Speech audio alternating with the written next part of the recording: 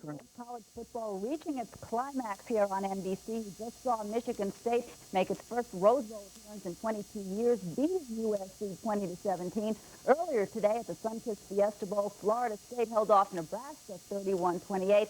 It's now time for the big one, the battle for the national championship between Oklahoma and Miami. High drama at the Orange Bowl.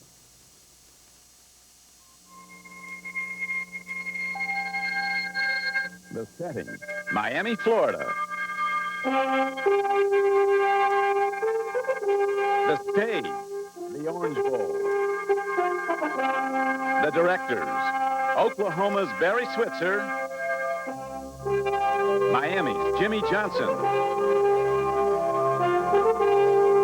The players, the Oklahoma Sooners and the Miami Hurricanes. The prize, the National Championship of College Football. 3 of the last 4 years, one of these two teams has battled for the national title. 1984, Miami versus Nebraska. This is for the national championship for Nebraska.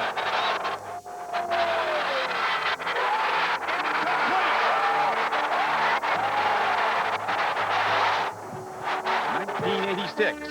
Oklahoma against Penn State. 1:52 to go in the Orange Bowl. Oklahoma, that far away from the national championship. Back to the run go the Sooners, and they break a big one. Off and running is Lydell Powers, and he is going to go the distance. Lydell Powers in standing up, and the national championship with certainty now belongs to Coach Switzer and his Sooners. 1:42 to play, and they own it. 1987, Miami versus Penn State.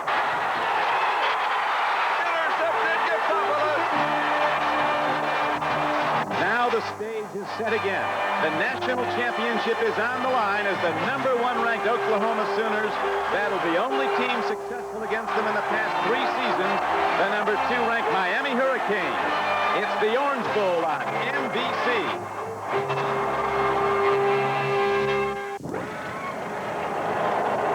Good evening, everyone, and welcome to the 1988 Orange Bowl. Don Crickey with Bob Trumpy.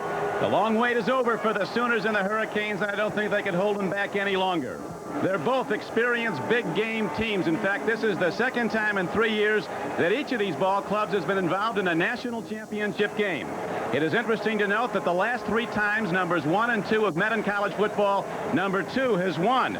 Miami, as you know, Trump comes in as #2. The Hurricanes are a slight underdog. The big question: can Miami overcome the loss of 3 key starters, 2 to drug testing, 1 to injury? Now, to tell you, I think the answer is no. This Miami offense is a team of balance. One of the guys they're missing, Matt Patchen, is their best run blocker. The other guy they're missing on the offensive line, John O'Neill, their best pass protector. It's going to be difficult for Steve Walsh to throw the ball. And, of course, anytime you play the wishbone, you've got to have excellent tacklers on the field. George Myra Jr. is the all-time leading tackler in the history of the University of Miami. But the boys from Miami do have an advantage. This is their home field. And they've won the last 17 times they've played here. We'll be back with the opening kickoff in a moment.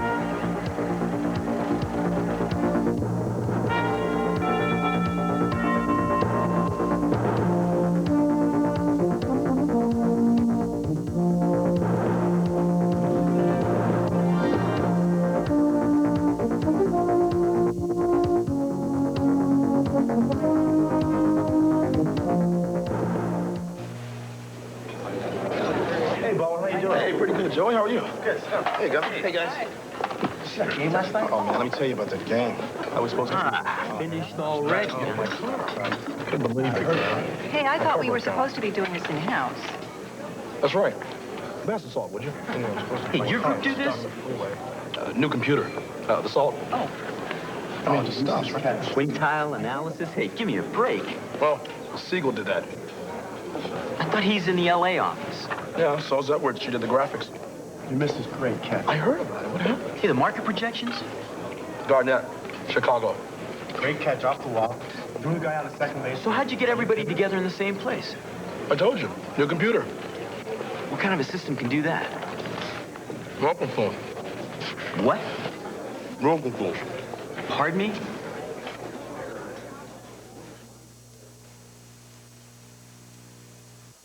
America's body shops are being flooded with imitation parts. Doors, hoods, fenders. So how do you protect yourself? Ask to see your repair order before insurance work begins. Make sure it specifies genuine GM parts. Parts designed to meet GM standards for fit, finish, and corrosion protection.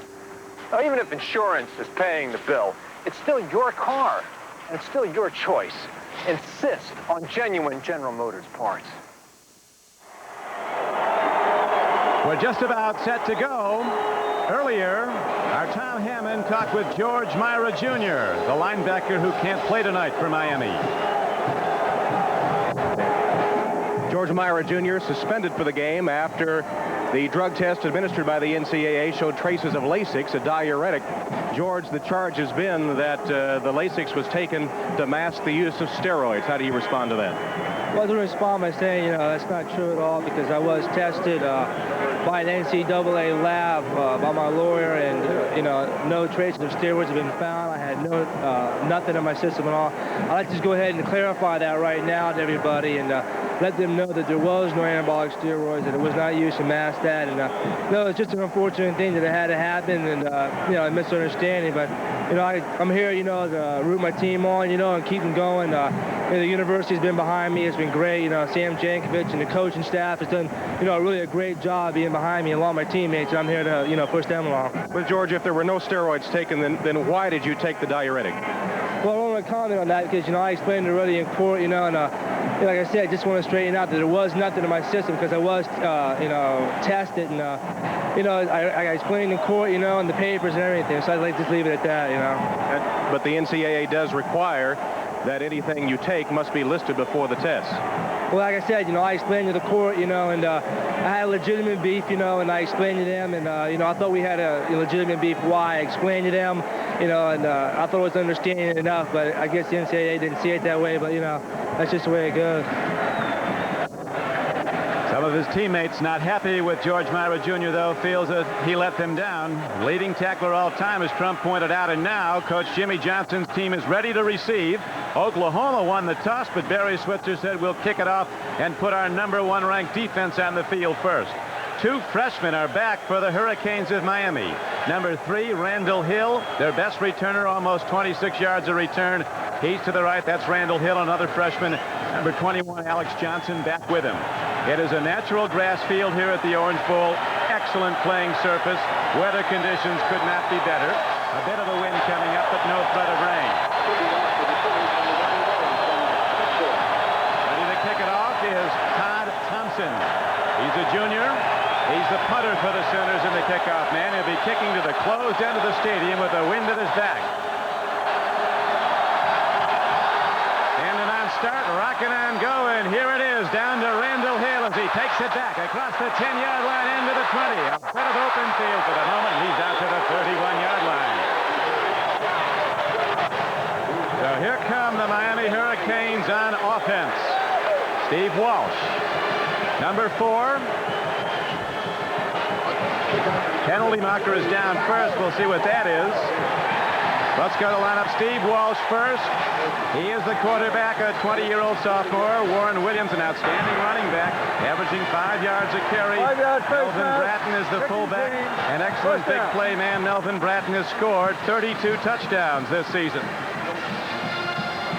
Brian Blaze, a very fast wide receiver. He's caught 29-5 for touchdowns. There's the man to watch deep. Michael Irvin, 6 touchdown receptions. He holds all the Miami receiving records. The tight end is primarily a blocker, Alfredo Roberts. 1st and 10 now for Miami. It was a face mask penalty, ball position at the 34 as Walsh steps in, and he's going to have to run it. They don't like him to. Running him down very well is Troy Johnson, very fast defensive end. Johnson, the number 2 tackler for the Sooners. The offensive line, there's been some changes there because of injury and suspension. Damon Bruce starts at left tackle. The non-left tackle, a very good one. Patchen is out with a knee. Mike Sullivan from Chicago, a freshman, is the left guard. The center, Rod Holder, also a Chicagoan. He's a sophomore. Right guard, Bobby Garcia. He's moved in to start there because Scott Probin has moved from right guard to right tackle. Probin coming in for one of the players who was suspended for drug testing, John O'Neill. Gain of only a yard on the scramble by Walsh, and now he's ready to put it up deep. Out pattern goes to Alfredo Roberts, the little-used tight end. That's only the 14th ball he's caught all season. Richard Dillon knocked him out of bounds, but see where they position the ball. It's going to be just short, it appears, Trump, of a first down. Reed, the outside left end or linebacker, whichever you prefer. He's a stand-up player. Curtis Williams, the left tackle. Dante Williams, a force at nose tackle, our most important player in this game. Starting at right tackle is Scott Evans. Darren Kirkpatrick, the starter, out with a knee injury. Roy Johnson, you just saw him. He's at right end. Donnie Jones, one of the inside backers, consensus All-American player. Richard Dillon might be the fastest linebacker for the Sooners, gets the least publicity. Derek White at right cornerback, and Lonnie Finch, two very fast defensive backs. The safeties, a pair of outstanding players, David Vickers and Ricky Dixon. Dixon, the consensus All-American. It's a first down with the ball is spotted out to the 45-yard line. Handoff goes to Warren Williams, and he takes it out close to the 49-yard line. Donnie Jones, Big 8 Defensive Player of the Year, makes the stop for the Sooners. On a games of this magnitude, both coaches want to get their players' feet on the ground quickly. They've been hitting guys in the same color helmet now for about 6 weeks. They're very tired of seeing their own players as opponents. And what you generally see teams in games like this do is go what their bread and butter plays to start with. Miami to pass. Miami deploys two wide receivers to the right. Blades and Irvin, they check off. They'll change as much as 80% of the time at the line of scrimmage. Out pattern by Walsh. He makes the connection to Michael Irvin, who is knocked down at the 45-yard line of the Sooners. But it's very close to a first down on 2nd and 6. Looks like he might have it. On your point about the audibles, I don't think there's a quarterback in the country, high school, college, or professional, that calls more audibles. This is an audible taking advantage of a defensive alignment. This is a move the chains offense. They'll throw the ball underneath, and with their great skill position people, Blades and Irvin at the outside, hopefully they break a tackle, turn a 5-yard catch into a 20-yard gain. That time it was good for the first down to the 44-yard line of the Sooners. Miami with the opening drive. Here's the handoff to Williams, a 5-yard carry runner. But the Sooners stuff him. Donnie Jones shot the gap. Donnie Williams, the nose tackle, was also on the stop. Donnie Jones, not a big linebacker, 6'1", 225 pounds, but like all the Sooners on this side of the ball, they fly. Great speed on this team. Miami, in upsetting Oklahoma the last 2 times they played in the 86 and 85 seasons, was victimized with the Sooners by the Miami passing game. Right now, the Miami Hurricanes come out with a 2nd down and 9 play. Over the middle, Alfredo Roberts had it and lost it. They ruled it an incomplete pass. This defense of Oklahoma, outstanding. They led in total defense, scoring defense against some very stout teams like Nebraska for one. That's the big key for Miami tonight with their young quarterback. Identifying that defense, audibling at the line of scrimmage, trying to take advantage of its weakness. Speed on the left flank now, Trump, as they put Brett Perriman, their fastest player, out there.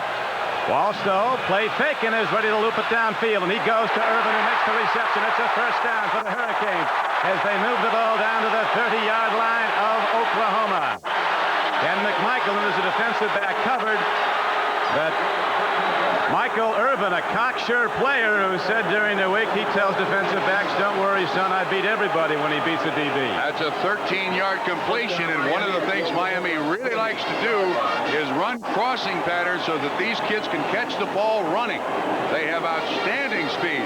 McMichael in there almost as a 5th defensive back, just couldn't keep up with Irvin's foot speed. So Irvin's been a factor early as the Hurricanes are on the drive. First down, and here's Walsh dropping to throw, looping it down towards the end zone. There's speed going for the ball. It is caught by Melvin Bratton out of the backfield, but there's a penalty marker down at the line of scrimmage. And that's against Oklahoma. 12 men on the field. A touchdown counts. Oklahoma was trying to go with a 6 defensive back set. One of the defensive linemen did not get off the field.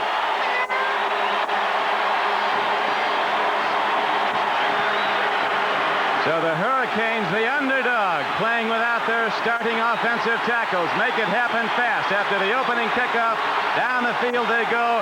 And finally, a 30-yard touchdown throw to Melvin Bratton, a very fast 225-pound fullback, who's the #1 career touchdown scorer for Miami. That was his 33rd career TD. Right from behind the defense. If this offense looks like a pro-style offense, it was patterned after the Miami Dolphins. Backs out of the backfield. Bratton, an excellent receiver. Nice throw by Walsh, and that kid's showing no jitters whatsoever when he's playing for the national championship. Not at all. He hit 4 of 5 in that drive for 59 yards and a touchdown. And now the extra point is hit up and good by Greg Cox. Melvin Bratton with the #1 finger up, but there's a ways to go indeed. 11:32 to play in the first quarter. But underdog Miami has gone to the lead, 7-0. The Hurricanes kick it off when we come back.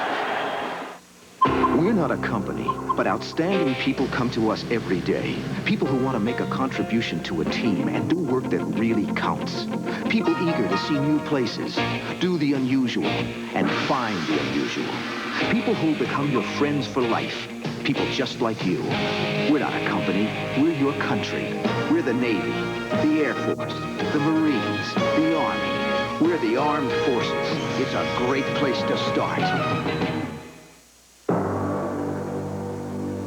In 1979, 27 men in Munich began a project that became a quest, that became a car.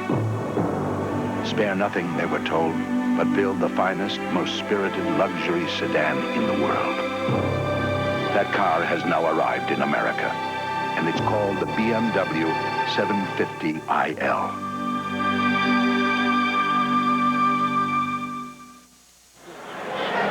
At the last second, Oklahoma tried to get that 5th defensive back on. You see the defensive lineman. He tries to get off the field, but here's Bratton. He's tied up with a guy on the inside. He just runs a streak down the sideline. Walsh showing no jitters whatsoever in his first national championship game. Puts this ball absolutely on the money. Steps over that front foot, has great confidence in his own ability to complete the pass, and Miami on the board first.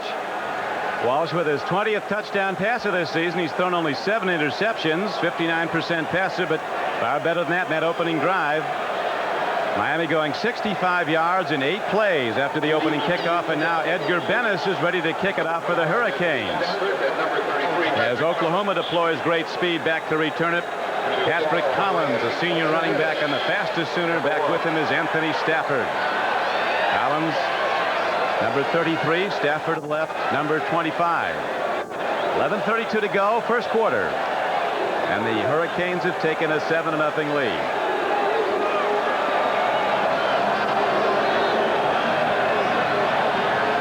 Miami under Jimmy Johnson is 40-8 in his 4 years here, but 0-3 in bowl games, and of course the bitter memory of last year's Fiesta Bowl, when the Hurricanes turned it over 7 times at Tempe, Arizona, and were upset for the national championship by Penn State. Miami coming in with an 11-0 mark this year, the same as the Sooners. Dennis hits it very high, and here comes Stafford, the sprinter from St. Louis. Special teams hit is a duty at the 18-yard line. Coming down to lead the way was Michael Johnson, number 27. Here now is the young quarterback for the Oklahoma Sooners, Charles Thompson, a redshirt freshman from Lawton, Oklahoma. Scored 10 touchdowns this year. Lydell Carr is back in to start at fullback. Missed 3 games with a knee injury. Stafford, one of the runners in the wishbone. Patrick Collins is the other. They all average over 6 yards a carry. Cabin is the split end. All-American Keith Jackson's at tight end. We'll see if the Miami defense can shut down the huge offensive blocking scheme. Here's the pitch back. Collins running with the ball, and very well as he crosses the 25-yard line. And Patrick Collins is out to the 27-yard line. Oklahoma, if you ain't got size, you ain't got nothing up front. They have an offensive line that might average 290 pounds. They say 280. John Phillips told me he thinks it's closer to 300. Hudson, an All-American guard at the left side. Latham has done an outstanding job at center. Anthony Phillips, brother of John Phillips, at right guard. And the biggest Sooner, Greg Johnson, is at right tackle. Huge, and they all can run. Sooners in a rare position early in this game. They're behind. Normally, they go wire to wire. Handoff. the fullback. First back takes it, and Lydell Carr is ahead for a Sooner first down out to the 36-yard line. Looks, Trump, early like we might have a track meet. Don, it's a very important yardage pickup as you look at the Miami defense here. I'll make my point. You go ahead and introduce the defense, Don. Stubbs, a consensus All-American. Derwin Jones, a 275-pound tackle. Leading sacker is Greg Mark. Bill Hawkins, a big, rangy defensive end. Linebackers, small but very fast for the Miami Hurricanes. We'll get to them in a minute. As right now, it is first down and 10 for Oklahoma. Winners 36-yard line. Give to the fullback. And goes Lydell Carr right into the middle linebacker, Bernard Clark, who is starting for the suspended George Myra Jr. This wishbone offense starts with that fullback dive. The last time these two teams met, the fullback had 6 carries, 6 yards. Excellent job by Clark. He's right there, standing there in the middle. That's where George Myra, Bernard Clark is right there where George Myra Jr. would be. Randy Shannon and Rod Carter, the other 2 backers for Miami. Second down and 8. Running in very well across the 45-yard line out to the 47 for the Oklahoma Sooners. Patrick Collins. There's Shannon, a 215-pound linebacker. Bernard Tiger Clark in the middle for George Myra Jr. Rod Carter's a destroyer at the weak linebacker position. Big-time hitter Bubba McDowell has blocked 8 punts in his career. Tolbert Bain is the other cornerback. They're all big, strong, run and hit. Darrell Fullington is the strong safety, and maybe the best player on the field for the Miami Hurricanes is Benny Blades. Player pro scouts project will go in the top 5 picks. A 6-foot, 215-pound free safety. So fast he was invited to the '84 Olympic trials. A 7-yard gain brings up 3rd and inches. And already you see the taunting by both of these teams. Miami been accused of that. Frankly, I think when you're this good, you can do a little taunting. Unfortunately, though, when you don't back it up like they didn't do last year in the Fiesta Bowl losing to Penn State, it becomes an albatross. There's been a lot of taunting all week. Charles Thompson's an interesting guy, the quarterback. He's small, 5. They list him at 5'9", might be 5'8". Redshirt freshman, but very confident, very smart player. You have to be, and you have to be tough because you get hit just about every play when you run that option, whether you keep it or not. And on 3rd and less than 1, Thompson calls his own number and takes it ahead behind All-American guard Mark Hudson, who got a big block straight ahead. And the Sooners fire out and get a first down. This offense of Oklahoma, since it put in the wishbone a number of years ago, has been one of the all-time great offenses. But this year led the nation in rushing offense, total offense. And most of the yards came from the 2 quarterbacks. Thompson and Jamel Holloway, now hurt, combined for 1,591 yards and 20 touchdowns. They go to the fullback. Lydell Carr, the first down, and Ken Terry is cut down for a loss of maybe 2 yards, back to about the 46-yard line. Derwin Jones, a huge tackle, shot in and got him. Holloway, who's been the key man for the Sooners, quarterback the national championship team as a freshman, but he's out with knee surgery, although he's coming back nicely. Barry Switzer calls him the best wishbone quarterback he's ever had. Said the difference between Holloway and Thompson is that Thompson goes down when he's tackled. Holloway, very, very strong with his stiff arm. Second down and 12. Pitch back goes, and here comes Patrick Collins. He breaks the line of scrimmage, and he's out across the 50 and down close to the 44-yard line on a second down run. Patrick Collins, who, as you see, averages 7.6 a carry, is going to be about 2 yards short of a first down. But Don, the majority of the yards Oklahoma getting here in this first offensive series for them on the outside. They want to start with that fullback up the middle. They keep going to the pitch. That's almost like a pass for most teams. Well, as Barry Switzer says, Trump, they pass so little. He says, we pass when we want to hold the score down. They are not a good passing team, but they don't have to be. Over 400 yards a game running the ball, and Thompson keeps it himself on 3rd down. It's going to be very close. 3rd down and 2 carry with 8:41 to go in the first quarter. Clock running, and Miami in the lead 7-0. Oklahoma has had tremendous trouble running the wishbone against this defense. One of the things that I think helps is that Jimmy Johnson, when he was an assistant coach at Oklahoma, put in the wishbone with Barry Switzer and Galen Hall, now the head coach at Florida. So he knows the intricacies of the wishbone. And every time they play, Jimmy Johnson puts in a little defensive wrinkle. The other thing I think that helps Miami, great speed at linebacker. Outstanding pursuers along the line of scrimmage. Interesting call now. You gotta go. Fourth down, and as you see, probably just a little less than a yard. He's putting out the punter. Now remember, Barry Switzer deferred. He wanted to put his defense on the field to start the football game, and Miami went right down the field. He still shows great confidence in his defense by putting the punter out. Todd Thompson ready to hit it. He's been stronger later in the season. He's been better than that 38-yard average in the recent games. Brett Perriman, he gets into open field. That could be it. The fastest Miami Hurricane. Miami leads 7-0. Opening drive, a 30-yard touchdown pass. Walsh to fullback Melvin Bratton. Ball will be hit inside the 10. Sooners get a bounce, and they'll down the ball at the 2-yard line.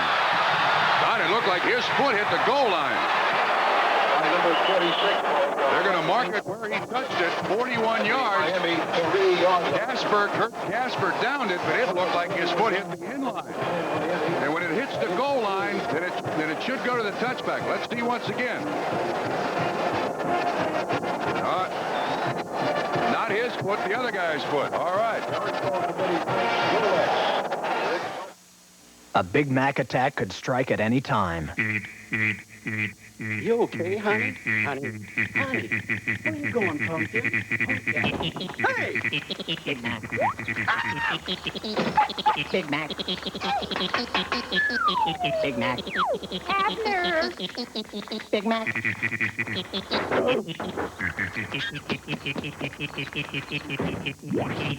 Big Mac? And a Coke. With Hertz's low prices, you can see the U.S. for a song, like California for just $78 a week.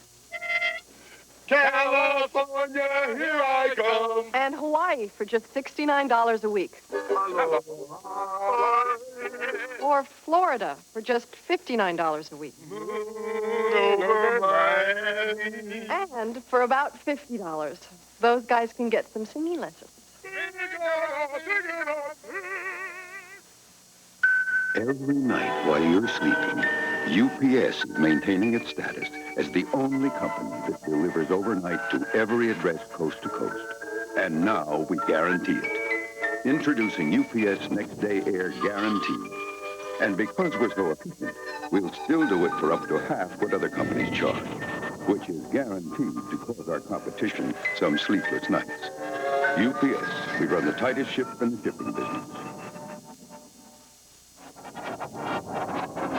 It appears Oklahoma may have gotten a break here. Watch Kurt Casper. Watch his left foot. It's on the goal line. That ball could come back out to the 20 for Miami. But instead it starts first and 97. Again, watch his left foot. And when that foot hits the goal line, he's in the end zone. The ball doesn't have to be in the end zone. If he touches any part of the ball and he's in the end zone, touchback. First break, Oklahoma. Picture right there, spotting where the ball was first touched at the 3-yard line. So now Miami has the long field to go, leading 7-0. Handoff. Warren Williams finds the middle and gets plenty. He's out to the 10-yard line. A 6-foot, 205-pound runner, north-south runner.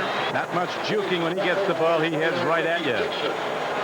Fifth-year senior from Fort Myers, Florida. He's been a very valuable part of this Miami team. And we opened this ball game wondering about the offensive line of the Miami Hurricanes. So far, they're holding up fine. They are responding to the challenge. Two starting tackles out, one with an injury, one due to suspension because of a drug issue. Pitch back. Again, an end up goes to, look at that strike by Darrell Reed, the outside end. The outside backer, really. You'll see these Oklahoma linebackers come up to the line of scrimmage like ends. They're interchangeable. They will rush the passer. Number 40, Darrell Reed, and Troy Johnson on the other side, number 80, lead the team in sacks. Lucius Selman, one of the defensive coaches, the former All-American at Oklahoma, said we have to create havoc in their backfield. Last time we played a gap defense, tried to control the line of scrimmage. We've got to get at least one of our ends and our nose tackle in the backfield because Walsh is expert at the short drop and the quick throw. There's a man in the backfield, and there's nothing there for Warren Williams as Darrell Reed from the left side got across the line. Reed almost was offside, was able to get back, and then catches the play from behind. They try the straight dive. You see an excellent job from the outside by Reed. Good foot speed. From the I formation, Miami runs. From the split backs, they seem to throw. This time, the #1 defense in the country stops the Hurricanes. So they go out. It's 4th down now and ready to punt the ball after 3 downs and out for the offensive unit is Jeff Fiegels. He really unloads. Whoa. Driving back. Derek White. Free ball. It wasn't touched. It'll be down by Miami at the 21-yard line. Jeff Fiegels with a huge punt.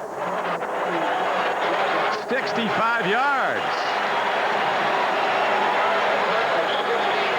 By number 38, Jeff Fiegels. After midnight, we gonna let it all hang out. After midnight, we gonna shake, jump, and shout.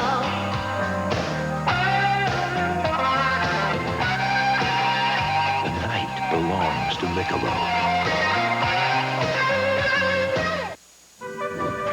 Old soldiers never die, but neglected batteries do. That's why I feel better with a Delco battery under the hood.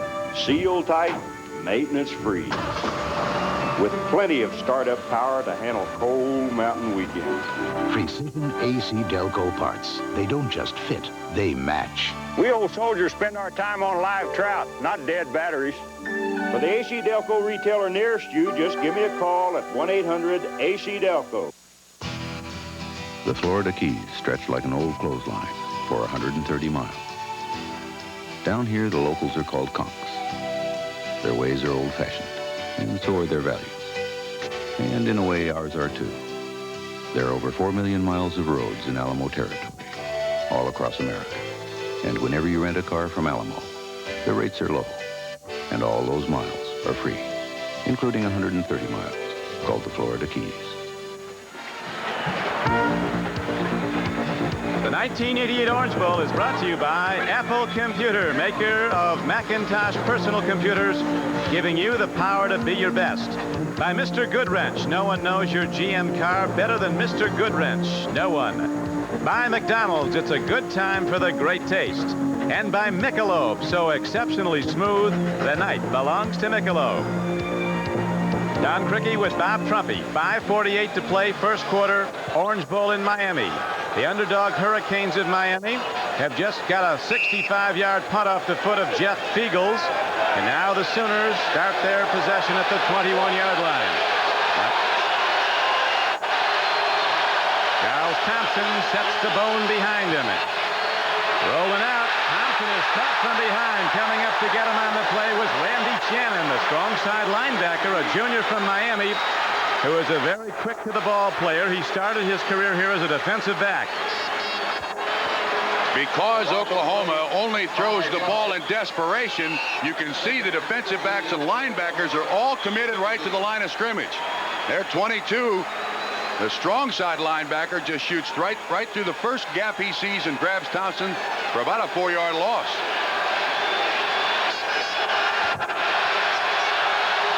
Second down and 15 where they position the ball and they try the fullback and he doesn't get a thing.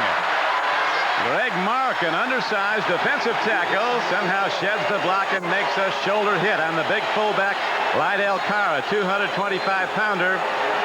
And this Miami defense standing tall against a much bigger Oklahoma offensive line. Thompson now in his 2 starts for Oklahoma has completed just 35% of his passes. There's Mark, the man who made the tackle. So now you've got Oklahoma in a real big spot. 3rd down and 16. They don't function well here. They might stay with the pitch. Oklahoma #1 in offense, but they're not in the top 100 teams in passing. Pitch back. They gamble. They go to Stafford, and he doesn't get much at all. On 3rd down and 16, Miami shuts it down. Tolbert Bain came up, and Randy Shannon again. Right now, it's all pitcher wanted to take any chance early stages of the game throwing the football. Thompson is not a good thrower. And you know that in a passing situation, we got an injury coming off here, Greg Mark limping. You know the primary receiver for Oklahoma is going to be Keith Jackson. Here's the other phase that Jimmy Johnson believes he can win. They got 10 guys up to block this punt. He said, matter-of-factly, we will win the kicking game. Miami should get very good field position as Todd Thompson hits the ball. Very high, well-hit ball. Brett Perriman's going to let it roll, and it takes a hop towards the sideline. Goes out of bounds at the Hurricane, 45-yard line. So Miami, leading 7-0, sends out his offense. We'll be back. Ponchatoula, Louisiana. Bayou country. Places like this make you glad you take your car to Mr. Goodwrench, the GM service specialist. Mr. Goodwrench uses genuine General Motors parts, the kind your car was designed to use. Because Mr. Goodwrench knows in places like this, the last thing you need to worry about is your car.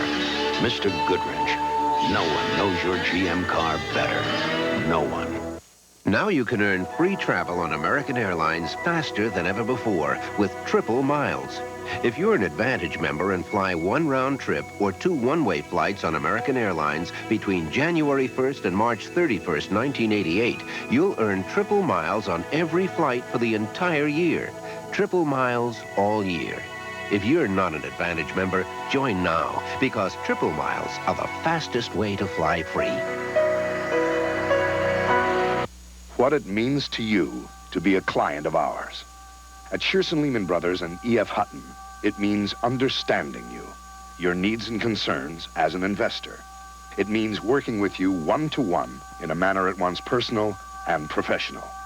And as a new year begins, it will mean knowing you are part of an investment firm big enough in every sense of the word to treat you as an individual. Shearson Lehman Brothers and E.F. Hutton. 3:29 to play, first quarter of this national championship game, 7-0 Miami. Let's go to the sideline to Tom Hammond. Tom? Don, this emotional level of this Miami team is incredible right now. We do know they have the home field advantage. About 80% of the crowd appear to be Hurricane fans. All week in preparation for the game, they were uptight. It seemed that they were just not able to concentrate on what was at hand, while Oklahoma was loose and very relaxed. Right now, Miami is at a very high emotional level, and the replacement players, taking the place of the 3 men that are out, have played flawlessly so far. Everything going Miami's way. They really have been flawless, and now here's the handoff. Warren Williams breaks the Oklahoma defense and crashes down inside the 45-yard line. On a 1st and 10 carry, he's ahead for a gain of about 12 yards where they position the ball. Ricky Dixon, the All-American free safety, last line of defense for the Sooners, made the stop. Trump? And so far, Miami right on schedule. 6 runs, 6 passes. Greg Marks on the sideline. We'll get a report when we possibly can as to the extent of the injury. See if we can pick up what happened. A lot of people on him. Not sure exactly what they're looking at, but... Back to live action now, and 1st down and 10. Walsh takes a deep drop. He goes over the middle, and his tight end, Alfredo Roberts, can't come down with the ball at the 18-yard line, making a gutsy try at it. And Walsh paid after he released. He was struck down by defensive end Troy Johnson. Roberts paid, too. Oklahoma, primarily a zone team. When you throw the ball down in the middle of that zone, you're going to get nailed by somebody, as Michael Irvin has the bomb squad towel on the back of his pants there. Sooner secondary is one of the best in America. In fact, they've intercepted as many balls as the offense has caught. Almost 25 interceptions coming into this game. To those who, with a boundless energy and burning spirit, live to be the best, comes a salute from those of us who live by the same values, the U.S. Armed Forces. If you buy a Kodak Ultralight battery for your garage door opener today, the next time you change it could be the year 2001. Kodak introduces gold-tipped ultralight lithium batteries. Go for the gold. Come from working on Thailand Beach. Try to make some supper, but I can't even eat. Jump in the shower, watch the world from my back. Gotta get you, baby, that's a natural fact. In the nighttime, that's the right time. I wanna be with you in the nighttime. The night belongs to Michelob.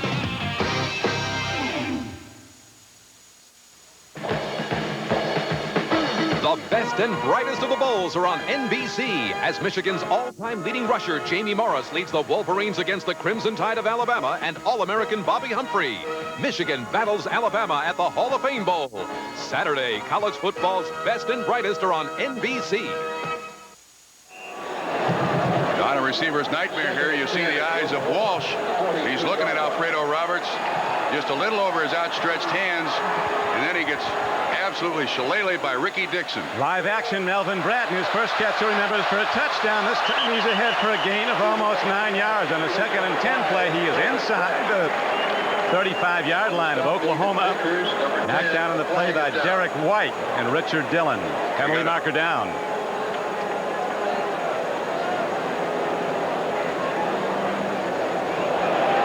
Bill McDonald, the referee from the Eastern Independent Association of Officials. Let's go back to Tom on the sideline. Don Greg Mark off the defensive line of the Hurricanes has a bruised right shin near the ankle. He's testing it right now, and they tell us he could come back and play again. That'll be good. He's most important to the Miami defense. As you see, a blocking foul against the Miami Hurricanes will set them way back.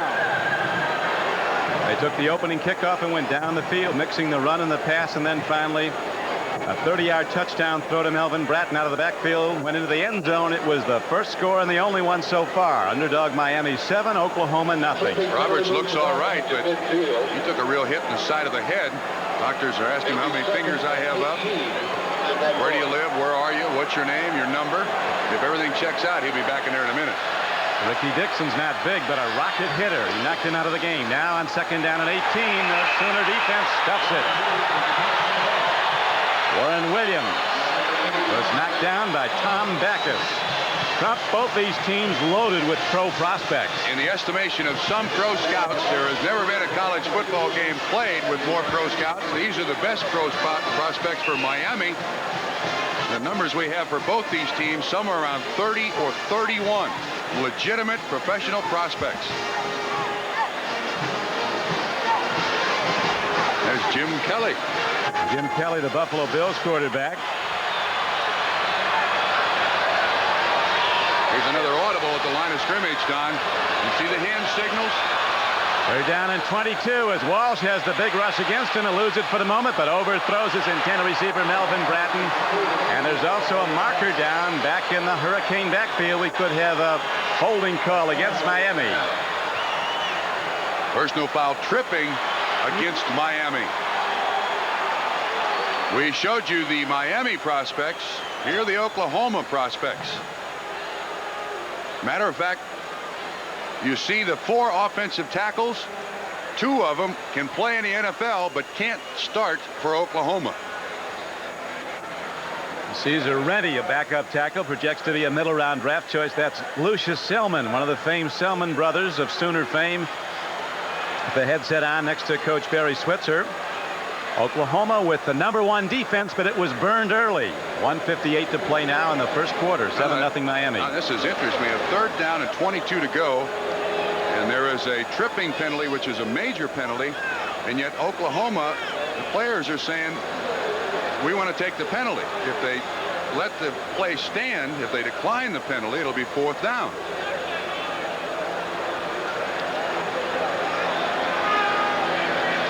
I don't know what the confusion is here or what the problem is here.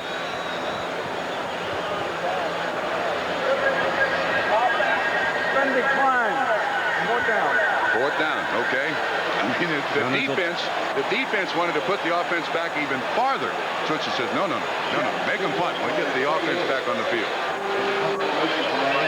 So far, though, Oklahoma, with the nation's #1 offense, has had virtually nothing against this Miami defense. Bagels, you remember his first punt was 65 yards downfield as the Sooners drop back 2 receivers. Ready to return the kick. Derek White fair catches the ball back at the 8-yard line. So again, Fiegels does his job very well. That a 41-yard punt with no return. High above the Orange Bowl on January 1, 1988, the Goodyear Blimp Enterprise from Pompano Beach, Florida. The captain of the blimp tonight is Dr. Jim Maloney from Vienna, Virginia. The Goodyear Blimp first appeared over the Orange Bowl in 1935 when Miami played Bucknell and was shut out 26-0. Oklahoma now must begin to get some fullback yardage to get that defense packed in again there so they can go back to the pitch, Don. They set to zone. One wide receiver to the left. First back through is the fullback, Lydell Carr, who was totally shut down by the Hurricanes when Miami upset Oklahoma in 1986. He got just 6 yards and 6 carries. That time he gets a little and out to about the 13-yard line. Now we notice Greg Mark out of the ball game, defensive tackle for the Hurricanes, and Jimmy Jones in 63. He just made the tackle. Fumbles a danger in the Sooner offense. High risk, high reward. They tied a team record with the Sooners fumbling 58 times this season. They lost 22. Calling his own number and sprinting by the defensive line is Charles Thompson. A late hit. There'll be 15 added on. That's Darrell Fullington with the elbow to the head. Look at Jimmy Johnson. Son, don't kill us with penalties. Be aggressive, but play smart. Personal foul against Miami. That's a major penalty. Here's a reverse angle look. A good call by Oklahoma. Thompson with excellent speed. Watch the elbow at the end. No question, that's a major penalty. And as a matter of fact, he's even coming out. Fullington's going to instead of play, let Jimmy Johnson say, look, son, you're better than that. You don't need to do that. Nobody ever said this was a gathering of Eagle Scouts here. Got a lot of hombres who play hard, tough football, but that can's going to lose you football games. Hand off. Right up. No, he keeps the ball, does Charles Thompson, faking to the fullback, Lydell Carr. And the knockdown's made back at the 35-yard line. Bill Hawkins shot through. Has really come on for the Hurricanes in the season, as you see a big rangy defensive end from nearby Hollywood, Florida.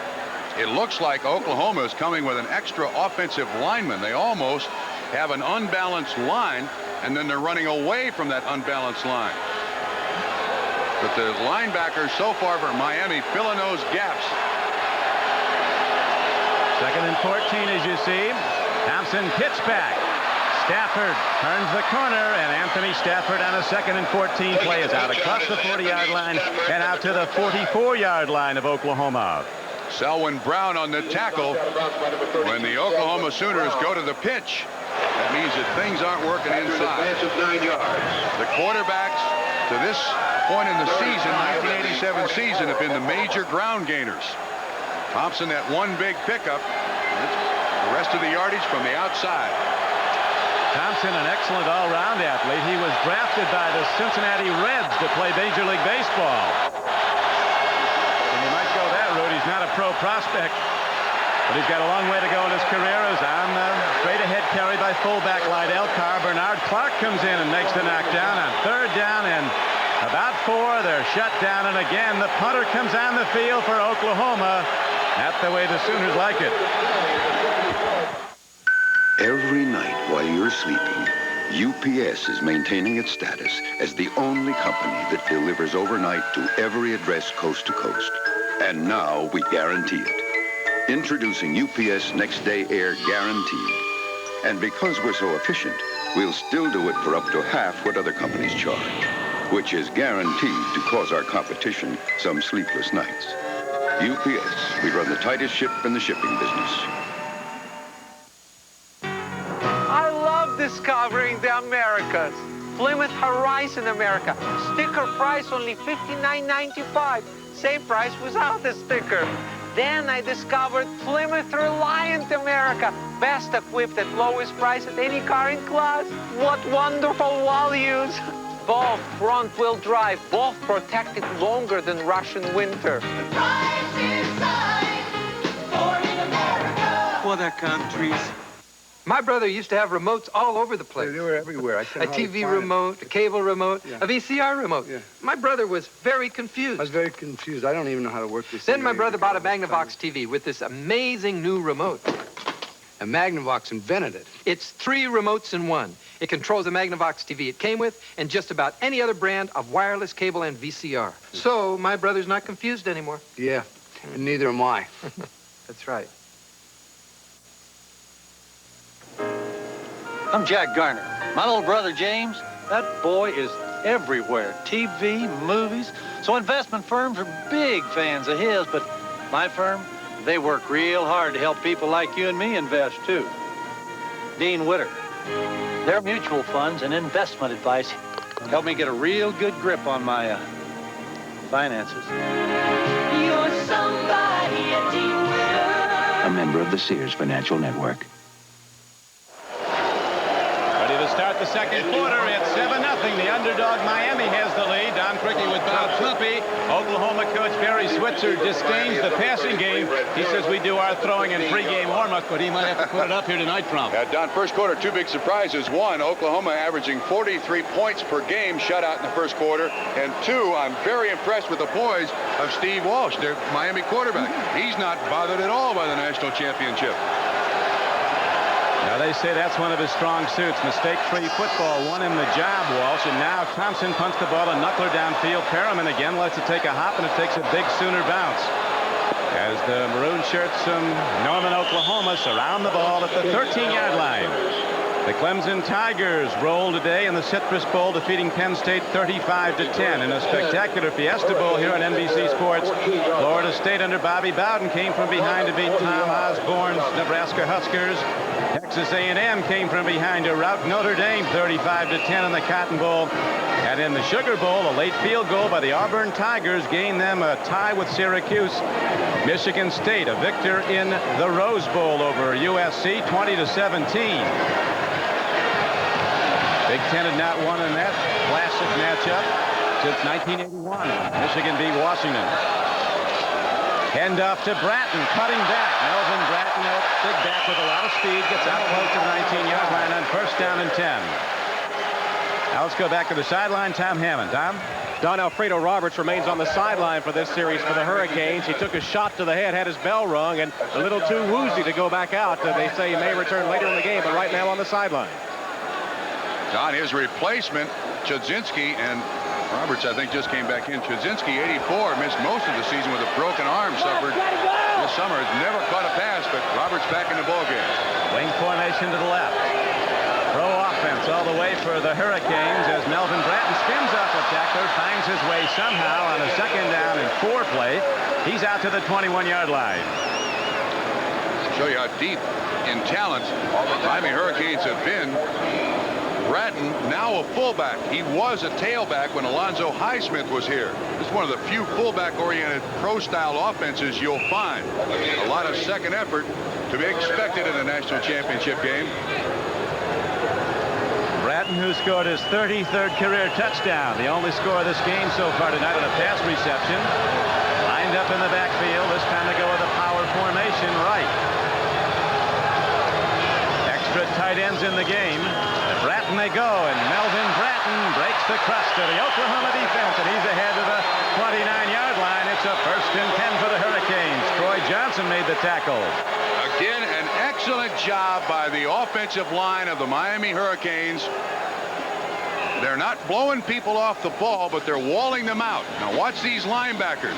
You see, there's not a big push there, but they keep their position so the defensive linebackers cannot make the tackle. Miami controlling the ball much of the first half as we're early in the second quarter. Hurricanes up 7-0.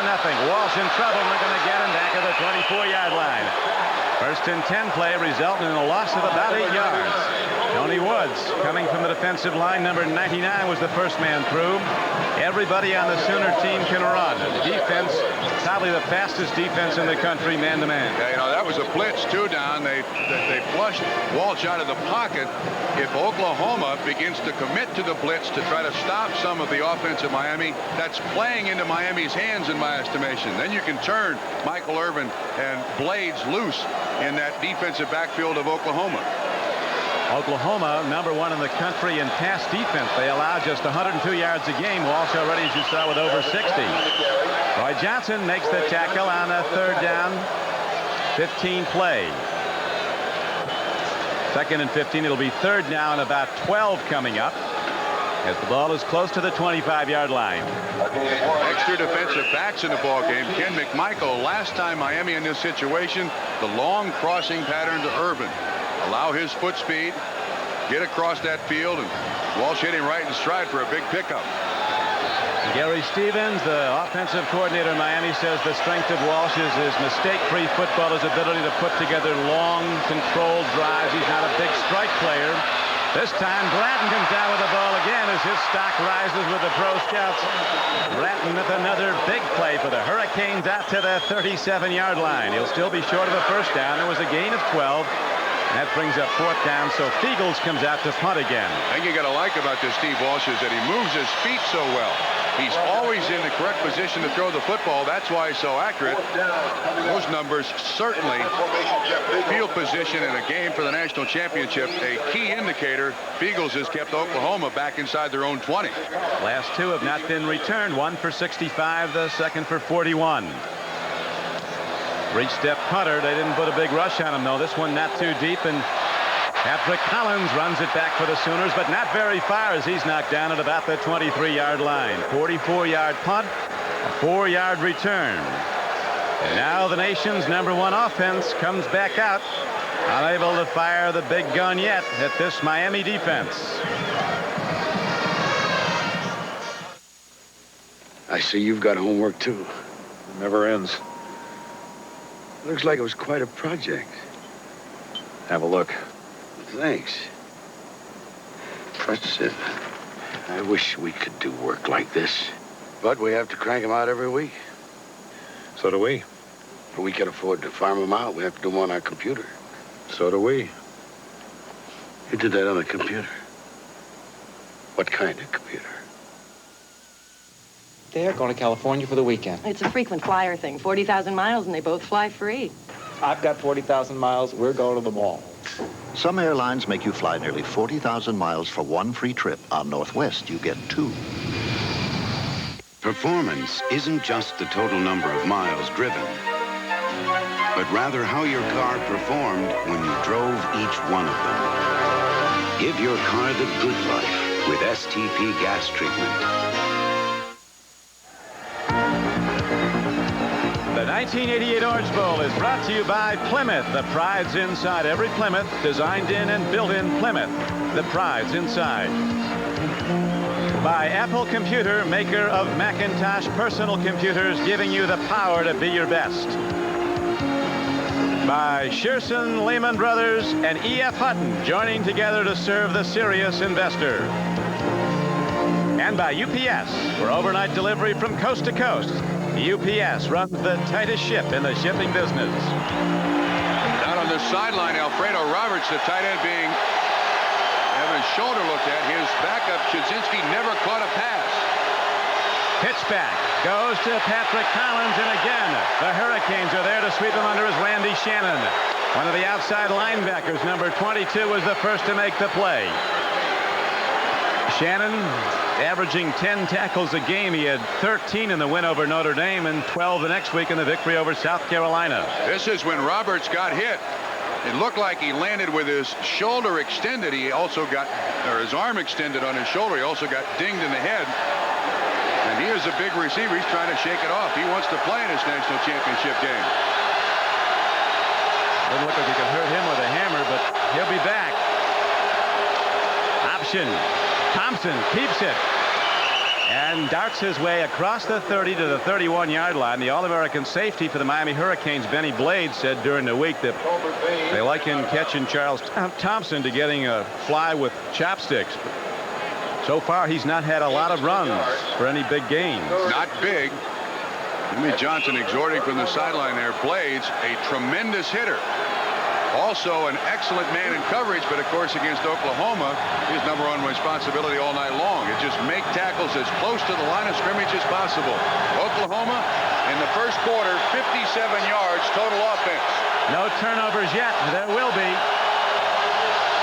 Third down and 2 for the Sooners. And now Charles Thompson, whether it was the crowd noise or the defensive alignment, I'm not sure, but the last time, Trump, as you know, that Oklahoma came here to the Orange Bowl, the crowd noise was a big factor. They could not audibilize successfully, and really they fell apart offensively. Hi there. You looking for Mr. Wright? Give this guy a light. Wow. And Bud Light here.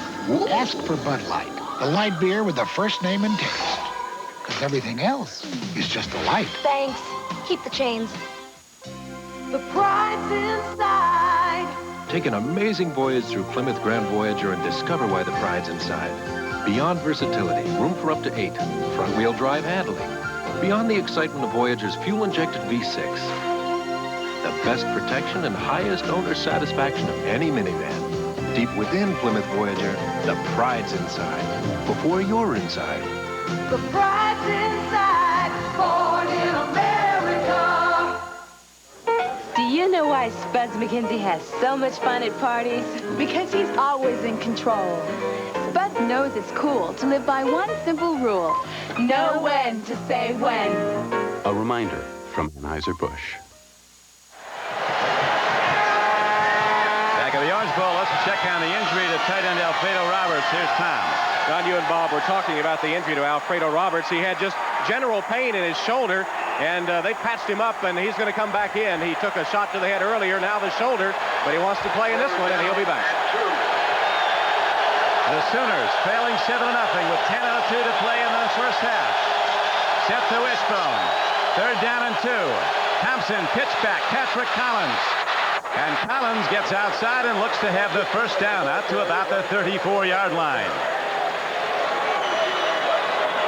Patrick Collins, another speed burner in the backfield, not big, 5'10", 185 pounds. He scored 8 touchdowns and has averaged a spectacular 7.6 a carry this season. Yeah, but down at third down and 2, the Oklahoma Sooners normally just hammer it right at the defense. They're running wide. They're running to the sideline. What Miami is doing is they're putting Clark, the middle linebacker, almost up on the line of scrimmage.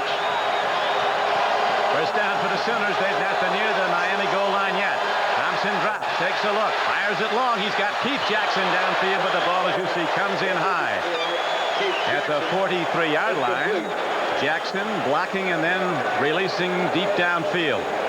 Here's the breakdown now for the offense of Oklahoma. 19 runs, and this is the first pass. Jackson, their primary receiver, averages almost 28 yards per catch. I'm not sure Thompson could have got it in there. I think Miami was expecting that pass, figuring they'd gone long enough without throwing it. Give you an idea how much the Sooners use the pass. Jackson's their leading receiver with only 13 catches for the year, but he averages almost 28 a catch. 4 for touchdowns. Look at that. Pitch back goes to Stafford. Undersized and fast, and he can't muscle with the people that came up to take him out. Again, Randy Shannon, who's having a sensational game for the Hurricanes, made the first hit. Now, what they're able to do is avoid the block of the offensive lineman. He runs underneath the block of Greg Johnson, 75, and then he's out there. He and Clark, also 57, to make the tackle. Also see Greg Mark back in the ball game, the guy who had the injured shin earlier. Well, it looks like the Miami defense back and healthy and functioning very well. Thank you. A big Sooner offensive front. The line that averages at least 290 pounds sets up on third down and 8. Straight ahead give to Collins, and Patrick Collins, both arms on the ball, is not going to get there. Miami's defense set back, looking for pass.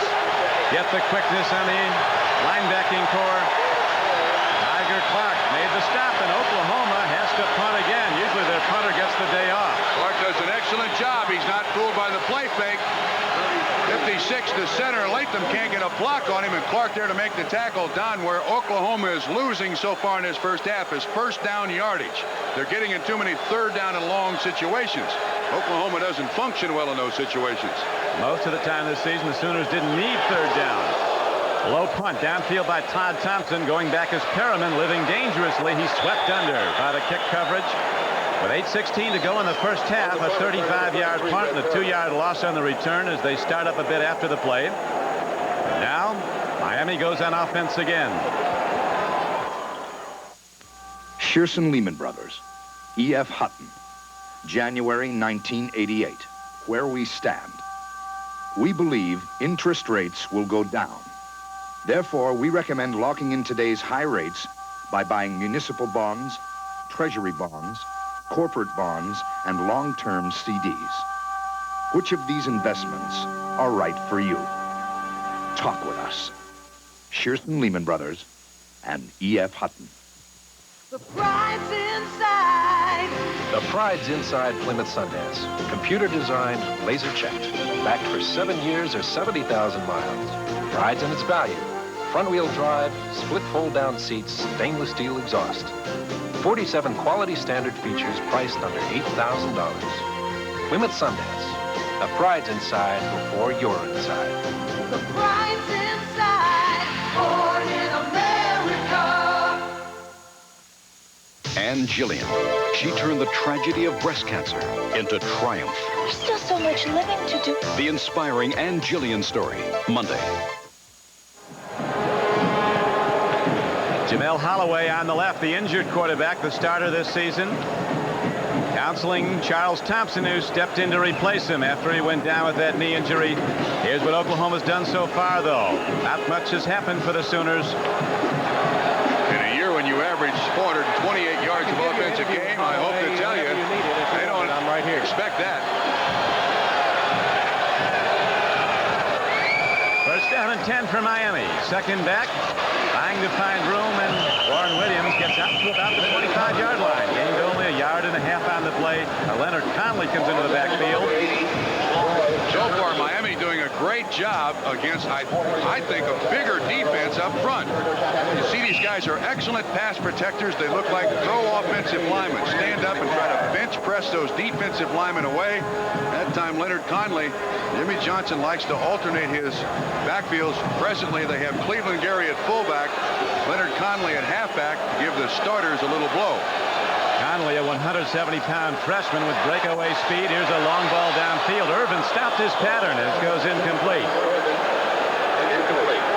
Irvin appeared prompt to be running an out pattern, and Walsh was looking for the hitch and go, and he released it long, so it's incomplete.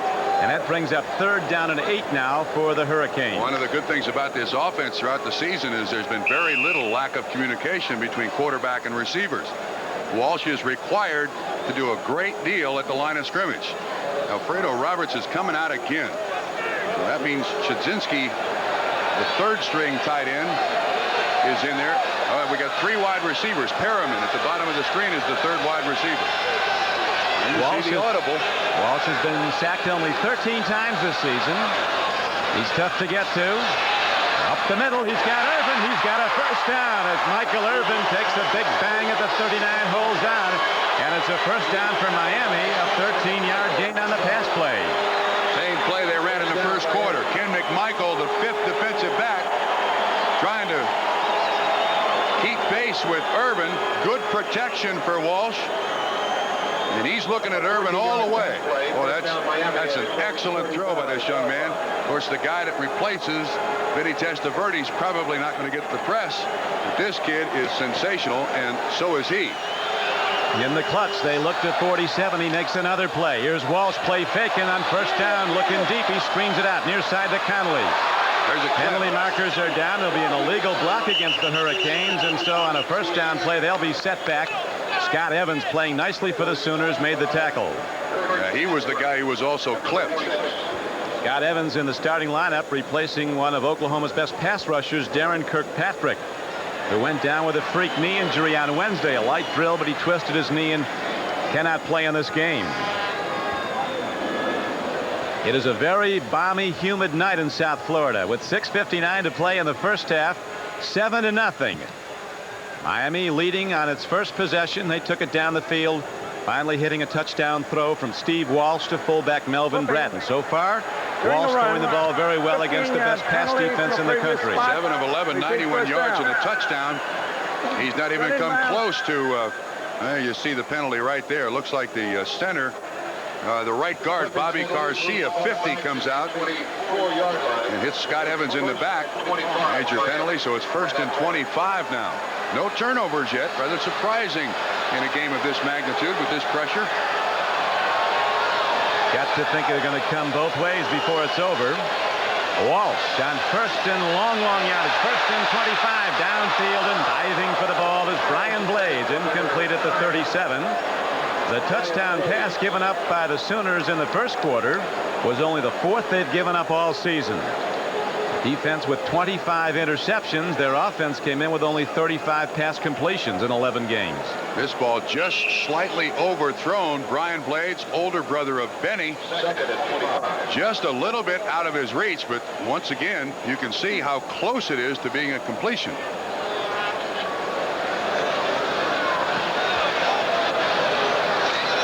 Steve Walsh was a high school All-American at Creighton High School in St. Paul, Minnesota. Into the passing school, and now starting as a redshirt sophomore. He's 20 years old, loops it downfield, too high, and the Sooners have it. Ricky Dixon, the All-American, takes it back inside the 40, and Dixon still working at it. Not done yet. Turning to the outside, there's a marker down for an illegal block, but Oklahoma finally forces a turnover with 6:21 to play in the first half. The Sooners will get it on the Miami side of the field.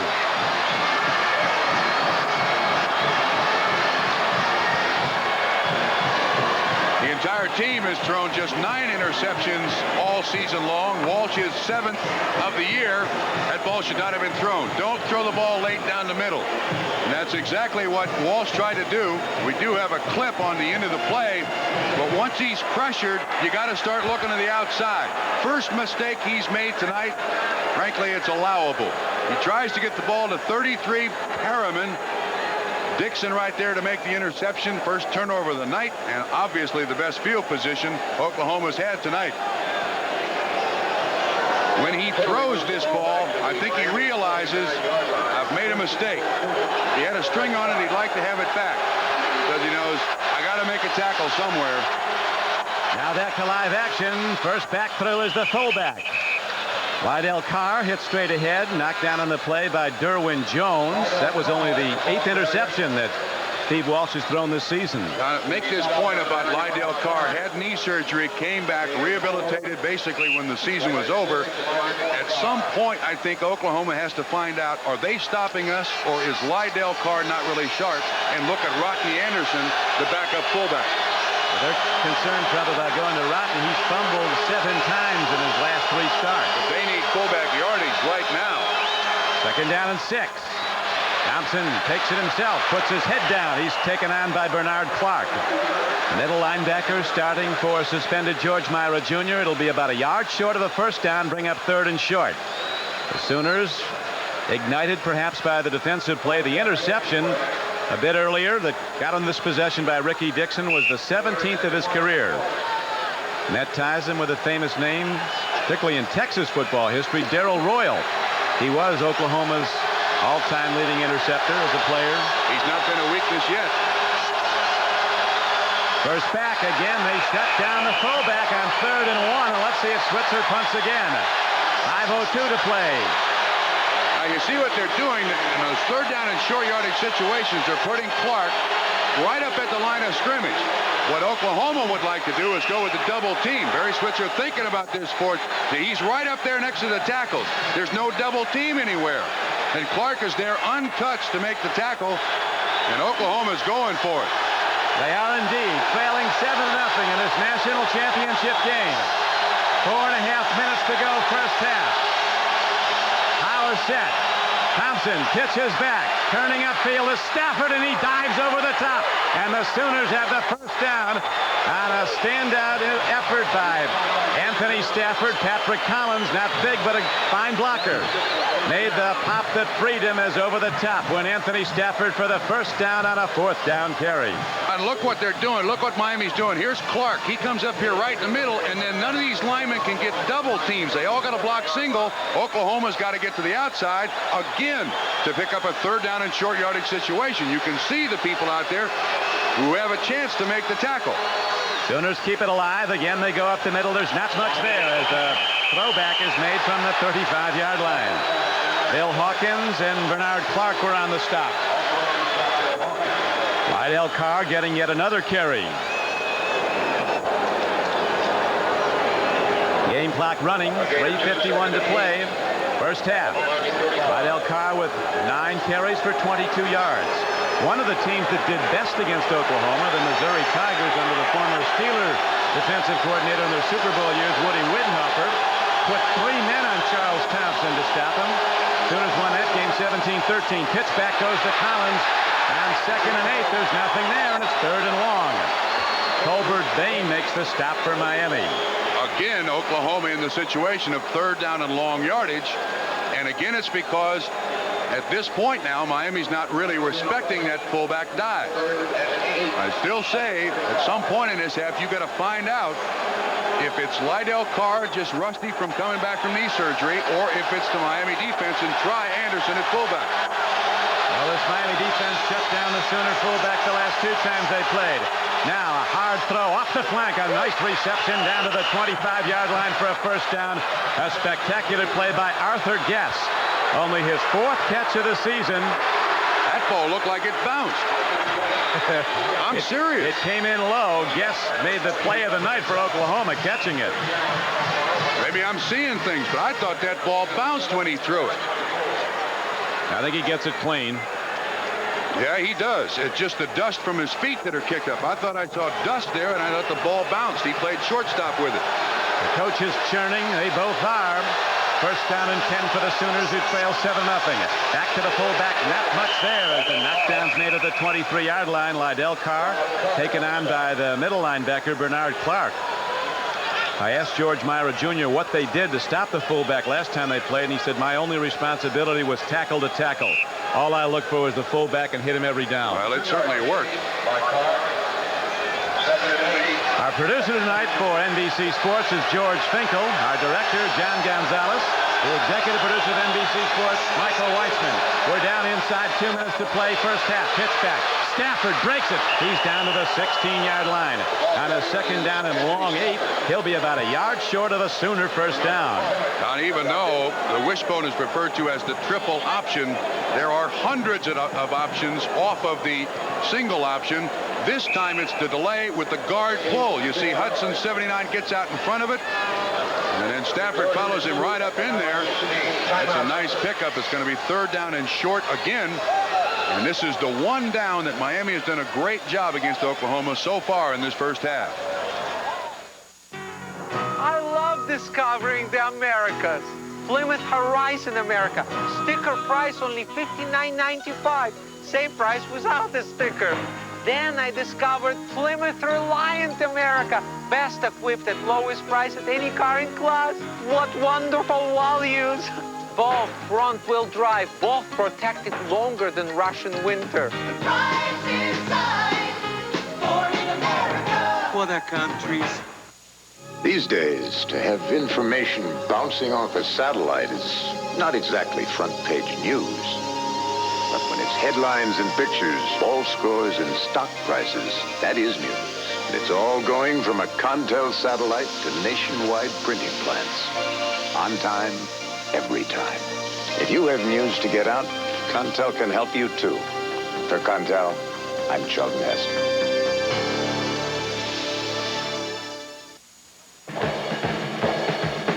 The best and brightest of the bowls are on NBC as Michigan's all-time leading rusher Jamie Morris leads the Wolverines against the Crimson Tide of Alabama and All-American Bobby Humphrey. Michigan battles Alabama at the Hall of Fame Bowl. Saturday, college football's best and brightest are on NBC. Miami still holding to a 7-0 lead late in the 1st half, but the Sooners starting to challenge the F200 Trump with the adrenaline pumping and every player hitting full force every down. If we won't see some balls on the field. We've had 1 turnover, that's the interception of Miami. Well, that's always the problem with the Oklahoma Sooners. 58 fumbles so far this year. I'm very, very much impressed with both of these teams' defenses, especially Miami's. Their design is excellent. Bernard Clark, the middle linebacker replacing George Myra Jr., doing an outstanding job of at least making Oklahoma run to the outside in these 3rd and short situations. Sooners try the fullback again. This time Lydell Carr fighting off tacklers. Gets inside the 15-yard line. He's going to be very close to a 1st down. That was a 3rd down and less than 2 play. 3rd and about a yard and a half. I think they got it marked enough for the 1st down. That's one of the few times 3rd and short that you saw Bernard Clark, the middle linebacker, back off the line of scrimmage. Carr, 11 carries, 26 yards to this point. And I think Barry Switzer realized his team is struggling. The last time Miami won the national championship, they built up a 17-0 lead 4 years ago on Nebraska, then had to hold off the Huskers, winning 31-30. Thompson caught from behind. Is he? No, he gets away, and Thompson's down to the 5-yard line. That catching a fly with the chopsticks adage flying there. Greg Mark had him, or thought he did. He's not big. He is awful fast. He has that neck collar you see. Written on it is a Sioux Indian saying, "Hunta yo," clear the way. This time, he cuts back inside, picks up 8. First and goal. Now it's 2nd and 3 where they position the ball and down to the goal line with a first down. On the carry is Lydell Carr, and Coach Switzer must be feeling better about things now with 36 seconds to play. The Sooners call a timeout. 36 to go in the first half. We'd like to award you the account, but frankly, there's a problem. What's that? You agreed to keep this assignment confidential. Obviously, you brought in freelance artists, typesetters. Hold on. All the work we've shown you was done by the people in this room on a computer. What computer puts out work like this? Hire us and we'll tell you. The time has come. The game is here. The Lay's Doritos Super Bowl Super Match Game. Check inside your Lay's or Doritos bags and get ready. If the team inside wins on Super Bowl Sunday, you could win $100,000 or millions of other prizes. So be ready. Get to your store today for plenty of Lay's potato chips and Doritos tortilla chips for the Super Match Game. Because the only way to win the game is to play the game. With Bob Trumpy and Tom Hammond, this is Don Criqui back at the Orange Bowl in Miami. The national championship is on the line tonight. As you see, the Sooners are out of timeouts. With that last timeout call, the ball positioned a yard from the Miami goal line with 36 seconds to play in the half. 7-0. Hurricanes have the lead, took the opening kickoff and went down the field, scoring on a 30-yard pass from Steve Walsh to fullback Melvin Bratton, a thing of beauty. Perfectly executed. Only the 4th TD pass the Sooners have given up all season. No timeouts left for Miami. Fullback banging close. Is he in? No signal. They better move quickly. Clock running as the linesmen come in, and now they stop the clock with 29 seconds to play in the half. Here we go again, though. Right back to the line of scrimmage. Same play again, Don. An undersized Miami defensive line holding off that huge Sooner defensive front. Here's a throw into the end zone to Jackson. He goes up and cannot come down with the ball. It'll be 3rd down and goal for the Sooners at the Hurricane 1-yard line. It stopped the clock. Yes, Incomplete pass. That's exactly why they did it. That's a part of why they did it. But up the gut, Oklahoma not having much success at all. Jackson almost makes his catch. Excellent athletic ability. There's no denying that. Tolbert Bain, the man in coverage. That's just the 3rd pass that Oklahoma's thrown in this first half, and it's got to be in the end zone on this play, Don. Unless they throw it again, they won't be able to get 2 running plays off. No timeouts left. Pitch back, heading in. Touchdown as Anthony Stafford takes it in, and now the extra point comes up.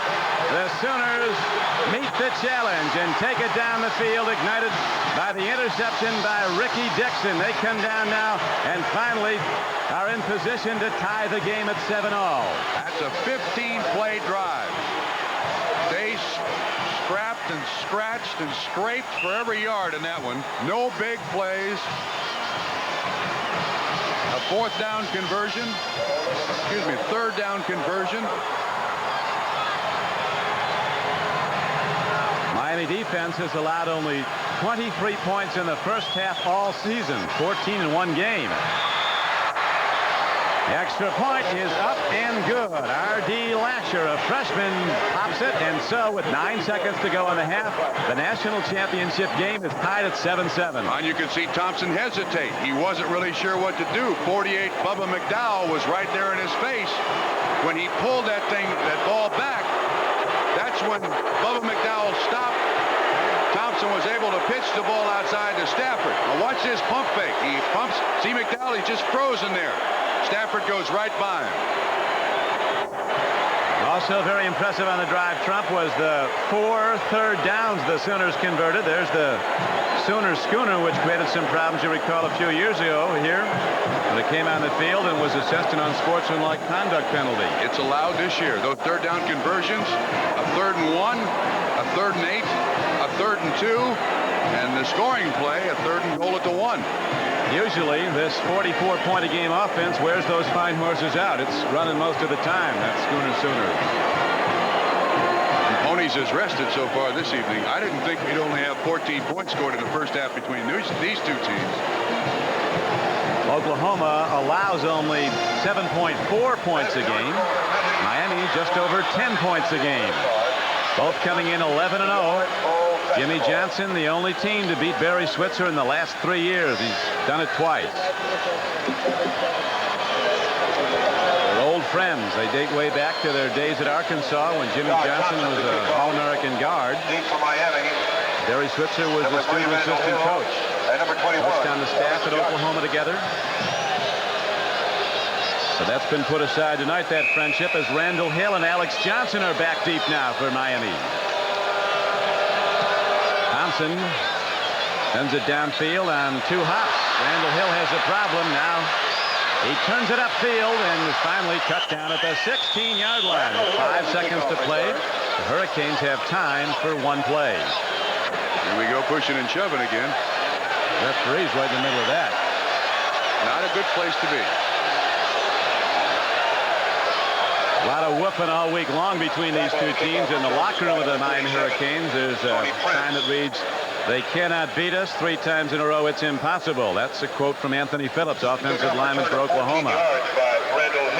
Well, you don't need many signs to motivate you with this on the line. You can see Miami scored on their first drive of the half, and Oklahoma's going to score on their last drive of the half.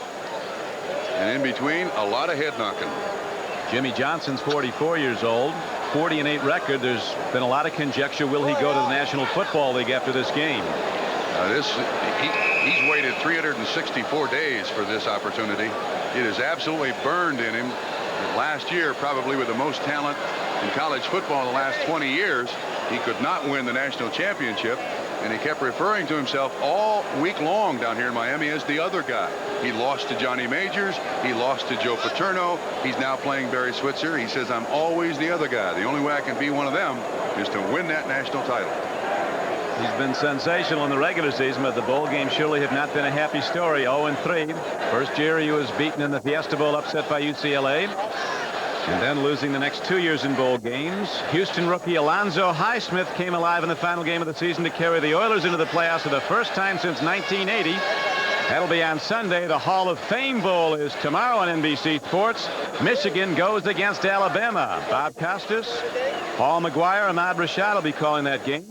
They've been released from the studio. Yes, they have. Work release. Chains are broken. Winking, blinking, and nod.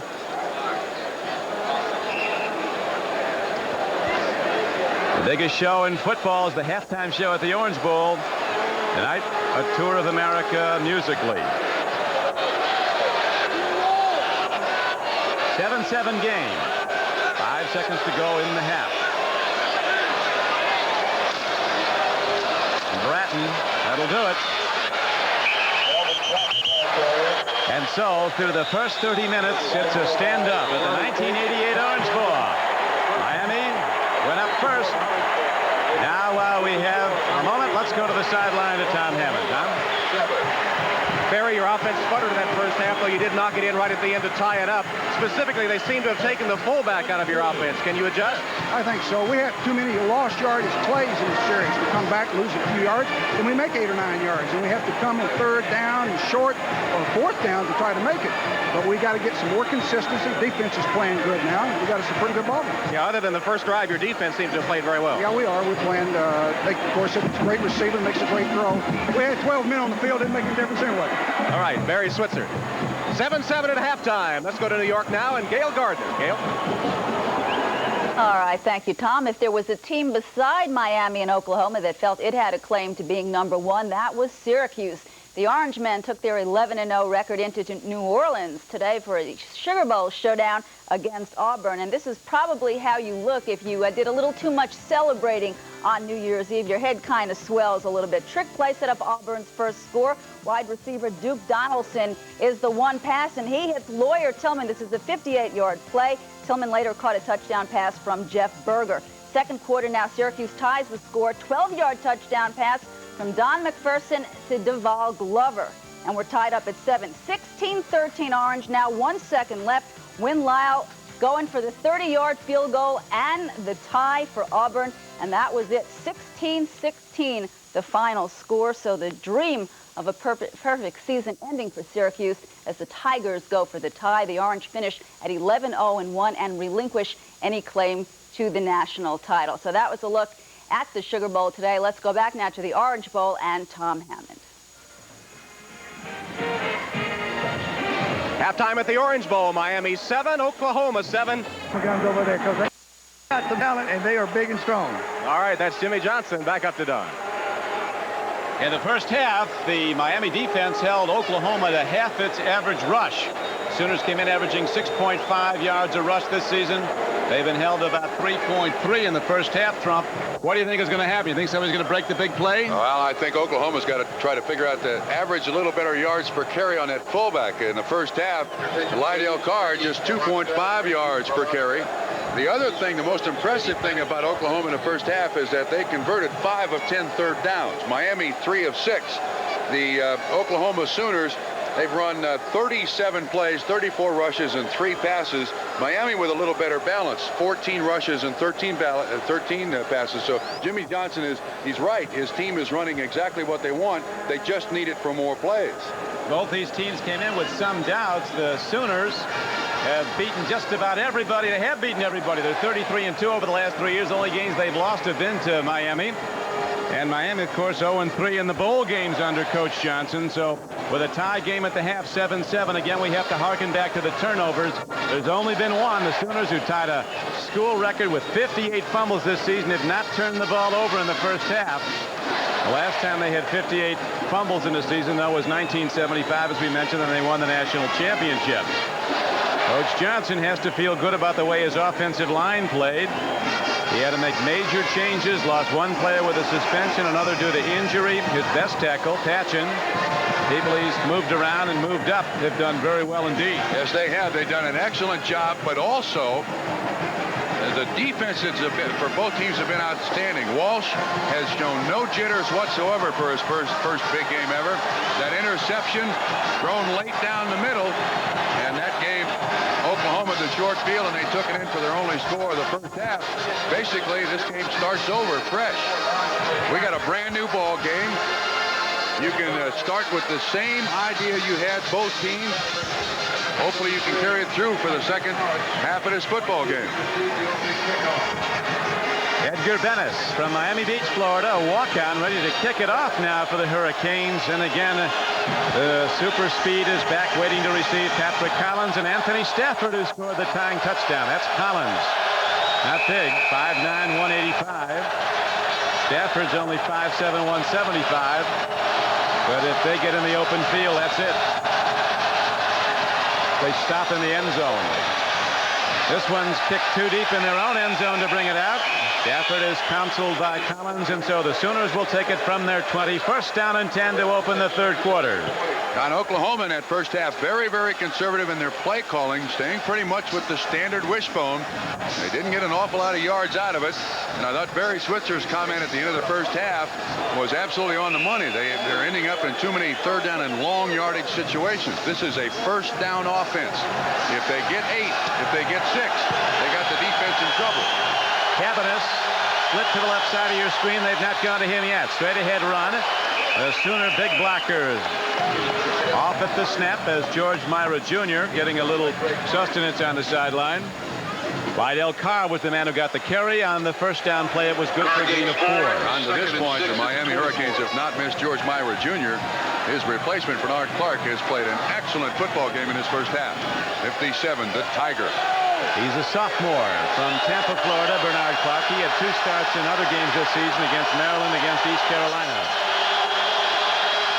Ladone is set on 2nd and 6. Thompson keeps it himself and spins ahead to about the 27-yard line where Greg Mark made the tackle. It'll bring up 3rd down and about 3 or 4 now for the Sooners. Now, you see what happened at the end of that play? You see all the people that were out there for pursuit? I mean, one of the problems that Oklahoma's having with the lack of the yardage they're getting, when the fullback doesn't get up through here, everybody goes to the sideline. You can see all those people out there to make the tackle. Look at it. There's 3, 5, 6 people out there to make the tackle. Live action now, 3rd and 2. And the Sooners aren't going to get there as Miami's Bernard Clark fills the gap and takes on the fullback. So the Hurricanes with the most important 3rd down play. Danny Stubbs, his number's not been called much tonight. Well, they've been running away from Stubbs.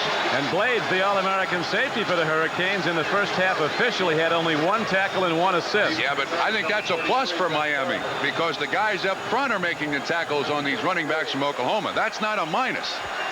But a concern was that Blades would make a lot of tackles at the line of scrimmage because he forces the run. Linebacker side safety, there's Brett Perriman standing back inside his 35-yard line. Oh, watch out. Feels a low snap very nicely and booms the ball downfield, forcing Perriman into a fair catch at his 34-yard line. 38-yard punt. All-American Danny Stubbs feeling good about things. Game tied up, 7-7. This guy, they call him Mr. Sack, but he can really play defense. When they run that way, Stubbs ends up helping on the tackle, but once again, it's Bernard Clark, that middle linebacker, replacing George Myra, who makes the first contact, and then the taunting begins and probably will not stop until this game is over. Our NBC statistician, Elliot Kale, pointing out the Hurricanes have scored on their first possession of the second half 7 times in 11 games. This time they don't get much on first down as Melvin Bratton, who scored their touchdown on a pass reception in the first quarter, goes wide and is drilled out of bounds by Darrell Reed and Lonnie Finch. With the exception of the first drive of the ball game, Oklahoma's defense has really shut down the Miami offense. Total scoring defense and total defense throughout this 1987 season been one of the best things that Oklahoma's done. 2nd down and 9 coming up for Steve Walsh and the Hurricanes. Out pattern, he goes and makes the connection to Melvin Bratton. Bratton looking to dance his way to a first down, cannot do it. He'll be 3 yards short, knocked down by All-American Dante Jones of the Sooners. Yeah, but you know, he got a little fancy there. Now, Bratton's not a little kid. Bratton goes about 225. Here you see the possessions for Miami after that first one. That was pretty much it. When you got a 225-pound fullback that catches the ball in the flat, the idea is put your shoulder down, carry somebody with you for the first down. It ends up being 3rd and 4. And on 3rd and 4, the Hurricanes go to 3 wideouts. Brian Blades flanked high at the top of your screen. And near side is Perriman. And in the slot at the top, the best of the lot, Michael Irvin. And they're all good. Quick out. Yep, penalty marker was down. It could be a penalty against the Hurricanes. Oklahoma that time did a great job of disguising their coverage. And Walsh caught at the line of scrimmage to stand there, try to identify it as best he possibly could. This took too much time, so now as opposed to 3rd and 4, it'll be 3rd and 9. I'd look once again for Bratton. They haven't covered him yet out in the flat. Hurricanes playing for a national championship for the 3rd time in the last 5 seasons. Last January 2nd, the Fiesta Bowl, Heisman Trophy winner Vinny Testaverde was at the helm. And when they won the national title 4 years ago, Bernie Kosar, brilliant as a Cleveland Brown, equally great that night here in Miami as he directed the offense to the title. throw goes to Brian Blades, and he's ahead for a first down to midfield. A 14-yard gain on the play as Walsh again surveys the whole field and gets the open man. Richard Dillon on the tackle. McMitchell was the man back there in zone coverage, and all Blades did was come underneath the coverage. There's nobody even close to him. That's an excellent call and an excellent read by Walsh. Receivers open all over the place. On first down and 10, the handoff goes to Warren Williams on a slant dive. He is out to about the 48-yard line of Oklahoma. A short gain on the play is coming up. To make the stop was Curtis Williams, the left tackle for the Sooners. And number 9, Lonnie Finch. Backs out of the backfield have been big targets for Walsh tonight and all through this season. Gain of 2, it'll be second. Pretty impressive. This opening drive of the second half. If Miami can keep that going. We pointed out, Trump, they've scored on their opening possession of the third quarter 7 times in 11 games. Now on second down and 8. There's a throw and a drop. High throw to Michael Irvin. And that'll bring up third down and 8. Somebody went the wrong way there. Irvin's coming back to talk to Walsh. They had a triple formation there. Irvin on the inside. Williams, the running back, right outside of him. They really had the area flooded. Irvin wasn't expecting the football. The Hurricanes in the third quarter are moving towards the closed end of the Orange Bowl as the counterpart of quarterback Steve Walsh of Miami. Charles Thompson, the redshirt freshman for the Sooners, waits to get his shot. Wind is picking up, coming in off the Atlantic. Walsh gets time and dumps it off somehow to Bratton. Open field run by Bratton, and a third down and 8 play is good for a Hurricane first down. This is a great play by Walsh. For young quarterbacks out there, after a 12-yard pickup, when you get in trouble, you can't just stand there flat-footed. Now watch Walsh's feet. He keeps moving them. He keeps moving them. Kind of looks like Bernie Kosar throwing that one, but it's a completion, and Bernie Kosar does that for a big third down conversion. Bratton looked like about the 5th receiver in the progression. Well, Welsh found him. Bratton's touchdown total went to 33 career tonight when he scored in the first quarter.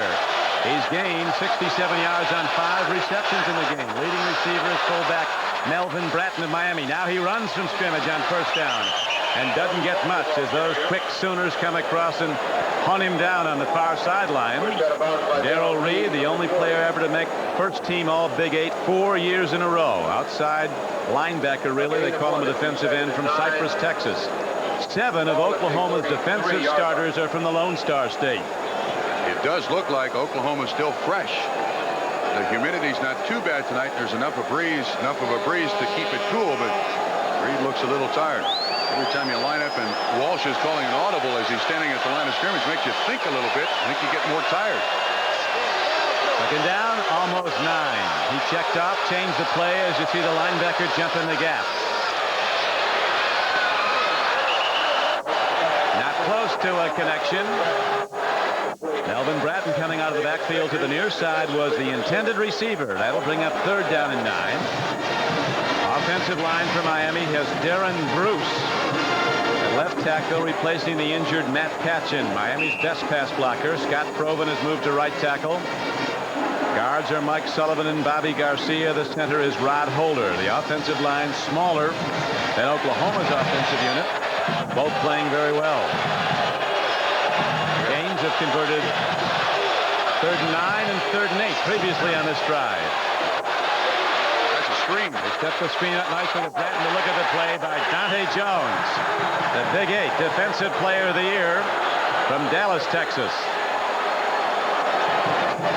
Excellent read by Dante Jones. You could tell when Walsh dropped way back there that it was a screen coming. You see Jones 50 right in the middle of your picture. All of a sudden he sees the offensive lineman come out. He comes in behind the blockers. He's untouched to make the tackle. Greg Cox comes on for a long field goal, Don. Wind is with him. Cox, the place kicker from Fort Lauderdale. If he does indeed try it, he does have a prevailing wind behind him that's gusting. For the most part, it's a swirling wind that comes in off the Atlantic here in the Orange Bowl. This is his home turf, though. If he makes this one, it'll be about a 59-yard attempt. 56 yards. We'll see where they put where he had now. He's putting his hole down. This is serious field goal here. 56 yards. Holding will be number 38, Jeff Beagle. I'm wondering if Oklahoma buys this. Maybe they think there might be a fake here. Last year, the Sooner place kicker can hit it long distance also. The first one he made this year, the freshman, was a 53-yarder. Cox hit a 52-yarder earlier this season against East Carolina. I think Miami there had to take a timeout because their field goal snapper was not in the ball game. They had to wait for him to get on the field. Finally, he does come in. His name is Mike Pigza. Fiegels, the punter, is the holder. He's also a trick shot artist. He's liable to run with it. There it is. Whoa! 56 yards. Greg Cox, a senior place kicker from Fort Lauderdale, gives the Hurricanes the lead. Boy, did he nail that one. Woo! Hey, Ball, how you doing? Hey, pretty good, Joey. How are you? Hey, guys. Hey, guys. Finished already. Hey, I thought we were supposed to be doing this in-house. We did. New computers. Quintile analysis. Hey, give me a break. Well, Siegel did that. I thought he's in the L.A. office. Yeah, so's Edwards. She did the graphics. So how'd you get everybody together in the same place? Robocall. What? Robocall. Pardon me? I think when you start to design a car, you begin with a person. You think about the person you're designing for, and then you design the car around it. There are other people involved. There are mother-in-laws involved. There are kids involved. It's about individuals. It's about how they feel. It's about their egos. Right. What we're doing is humanizing technology by approaching it from a human standpoint. I hate to sound like a cliche, but you are what you drive. You sound like a cliche. Nissan, built for the most important race of all, the human race. The punter Fiegels is the holder, and man, does Cox get a hold of this one. One, Fiegels does a great job of getting it down. Two, this ball is 3/4 of the way up the uprights. The longest field goal in Orange Bowl history, 56 yards. Now watch how high this ball is up on the uprights. This is a monster. They can move him back 15 yards, and he still makes this one. Look. That is amazing. Whoa.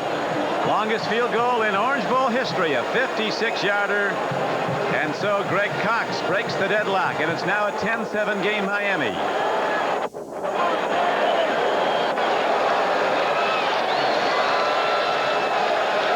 Miami again succeeds on the opening drive of the third quarter, as they've done so many times before this season.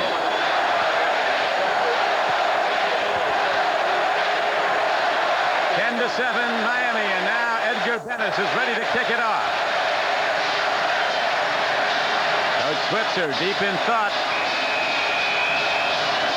Decibel level gets as loud here when the Hurricanes are playing to a sold-out building as any place in college football. Very difficult to call signals if you're the visiting team. Stafford will down the ball, and the Sooners will again start from their 20-yard line. Sooners are also in territory that they've never been in this season. They've never trailed this late in any game in 1987. Of course, this is 1988. Be assured this Oklahoma offense can go bang in the distance in one play. A year ago against Arkansas in the Orange Bowl, Arkansas held Oklahoma without a first down for a good part of the first half. First time Oklahoma got a first down, it was a 70-yard touchdown run. So far, the bone is not broken, a big play, though, and this time they get virtually nothing at all as Derwin Jones, a 275-pound defensive tackle, makes the hit on Patrick Collins. Later in tonight's game, we'll be selecting the outstanding player from each team. Budweiser will donate a total of $2,000 to the school's general scholarship funds. Watch Derwin Jones fight off the block of the center. Latham right there to make the tackle. Oklahoma's being beaten at the line of scrimmage. No other way to look at it.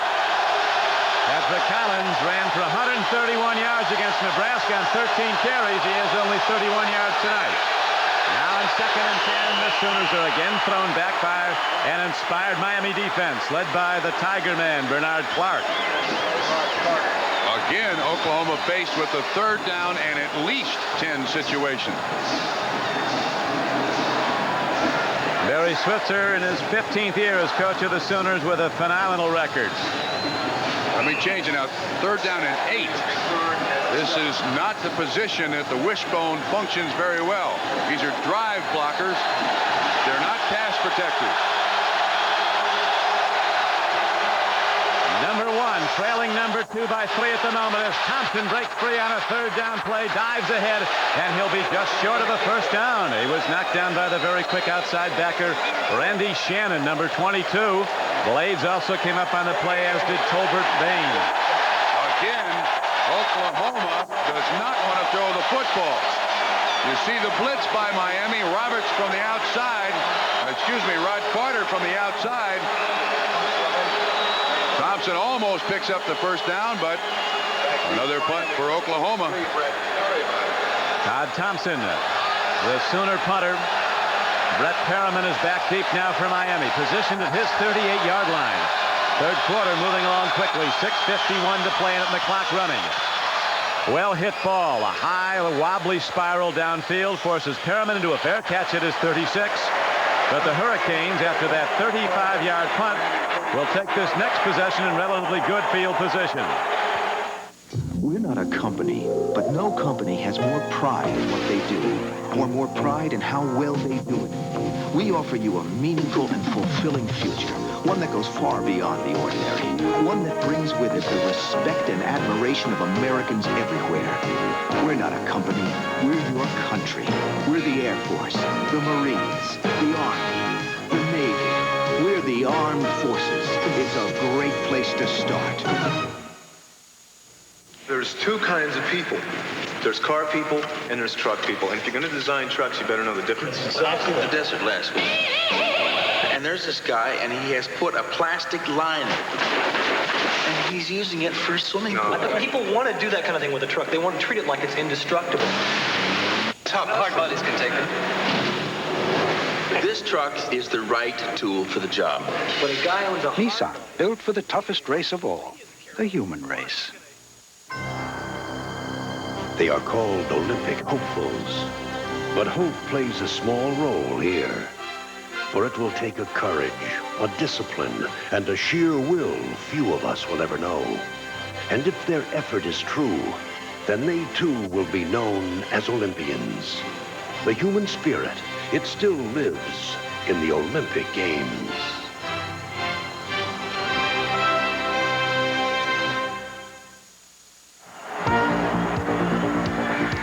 This 1988 Orange Bowl is brought to you by Apple Computer, makers of Macintosh personal computers, giving you the power to be your very best. By Nissan Cars and Trucks, built for the most important race of all, the human race. By Hertz, you don't just rent a car, you rent a company. And by John Hancock Financial Services, real life, real answers. This is Don Criqui with Bob Trumpy and Tom Hammond at the 1988 Orange Bowl, Miami, Florida. The national championship on the line. You know the scenario. The Hurricanes and the Sooners, each going through an 11-game regular season unbeaten and untied, and came into this game rated number 1 and 2 in America. The last 3 times number 1 and 2 is played in college football, number 2 is won, and number 2 with the ball is leading right now 10-7.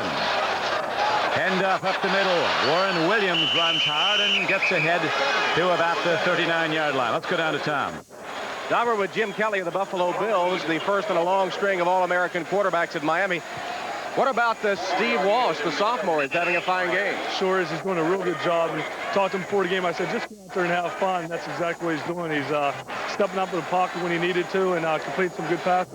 It looks like that he may be another in that string of All-American quarterbacks. So this pro offense gets you ready for the big time. It sure does. Some good coaching, Gary Stevens and Jimmy Johnson. But tell you what, down here's where you want to play football. Nice weather. Jim Kelly, let's Long go back ball, upstairs. letting it go, and it is taken down by Brian Blades somehow inside the 35-yard line. But they ruled he did not have a foot in bounds when he caught the ball, so it goes. has a long out, an incomplete pass. The other thing I got to like about Walsh, he's a lot like Jim Kelly, and then he's absolutely fearless. This is a good play-action fake, holds the linebackers, and this, once again, even though an incompletion, very, very close. I think it's a good call, too, when he finally had control of the football. Watch his next.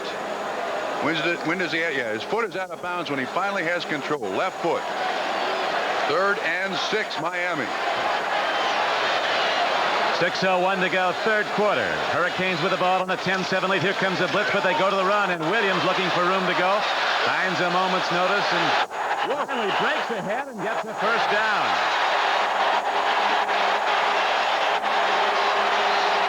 Championship games, Don, come down to effort.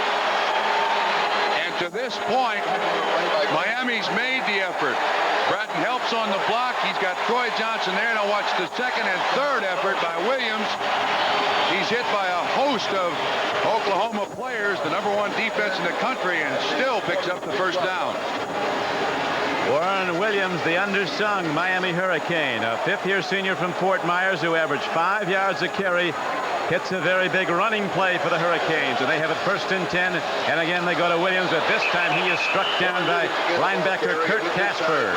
Kurt Casper, number 46. A junior from Houston shot the gap. The quarterback tradition at the University of Miami, George Myra, back in the early 60s, went on to the 49ers. Jim Kelly really kind of resurrected the program here. It was in trouble. Kosar, quarterback the only national championship team of the Hurricanes when he was, I think, 19 years old. Those last 3 quarterbacks on that list open their own bank. And it'd be a big one. Kosar was a redshirt freshman when he did it 4 years ago. 2nd down and 12 as Walsh steps in and gets time and drills a spike to Melvin Bratton inside the 40. And Bratton is down to the 35-yard line. 21-yard gain from. This time inside coverage by Scott Garl. Bratton, the crossing patterns tonight for Miami have worked all night long. Irvin's caught about 2 or 3. McMitchell again, he makes the tackle, but they're running in the middle of that zone defense. Walsh has got the time, and he is making good on those strikes. Well, Melvin's hauling that pig in tonight. He's caught 7 for 81 yards and a touchdown. Warren Williams is stuck at the line. Leonard Conley looks like came in. It's Williams. He's back, and he takes it straight ahead and is knocked back by Kurt Casper. And now heavy rain is falling. All of a sudden, out of nowhere, it's a downpour in Miami. Doesn't seem to discourage the Hurricanes from throwing the football, does it? They are still very comfortable. They practice in this stuff. I don't think Charles Thompson's delighted about all this. On to Yo, the Sioux saying that says, clear the way for Charles Thompson. Down the field to throw, and it's incomplete at the 25-yard line. They went back to the tight end who was banged up, you remember earlier, Alfredo Roberts. So it was a peaceful night in Miami, except down the field, and now Hurricane might be starting to blow. At least heavy rain is coming in. David Vickers that time on the tackle again. Miami going with that crossing pattern. They found the soft spot in this Oklahoma defense, and that's the middle of the zone. As long as Walsh has got time to set up, look around, he's doing an excellent job. Walsh has not had a lot of success from throwing in the rain this year when he's had to play in it. Most quarterbacks don't. Miami 6 of 10 on 3rd downs. This is 3rd and 10, and the play is whistle dead.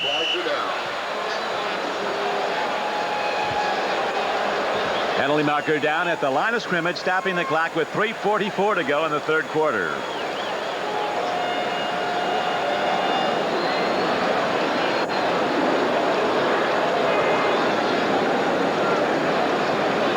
Legal procedure against the Hurricanes, so that'll make it 3rd down and 15. Well, we know one thing. They're in Greg Cox's range. Good ball. Ball Fans know how to handle rain here in Miami. Dolphins fans comes out of nowhere.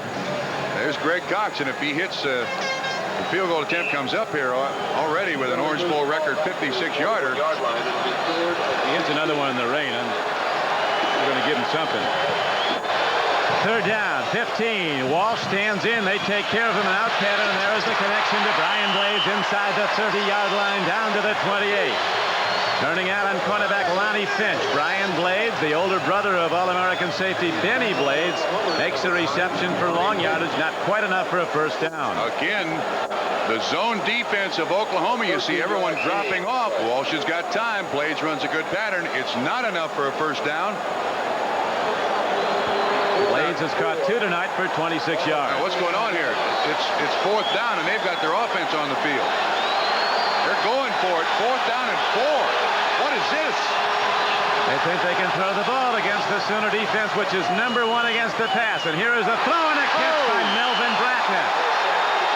Melvin Bratton goes up and comes down with a ball that gives the Hurricanes a first down. Lonnie Finch on the coverage. Jimmy Johnson going for his first national championship. This is a gutty call by Jimmy Johnson. His ball club, 32-game regular season win streak, 0-3 in postseason play. That's Bratton's 8th catch of the day.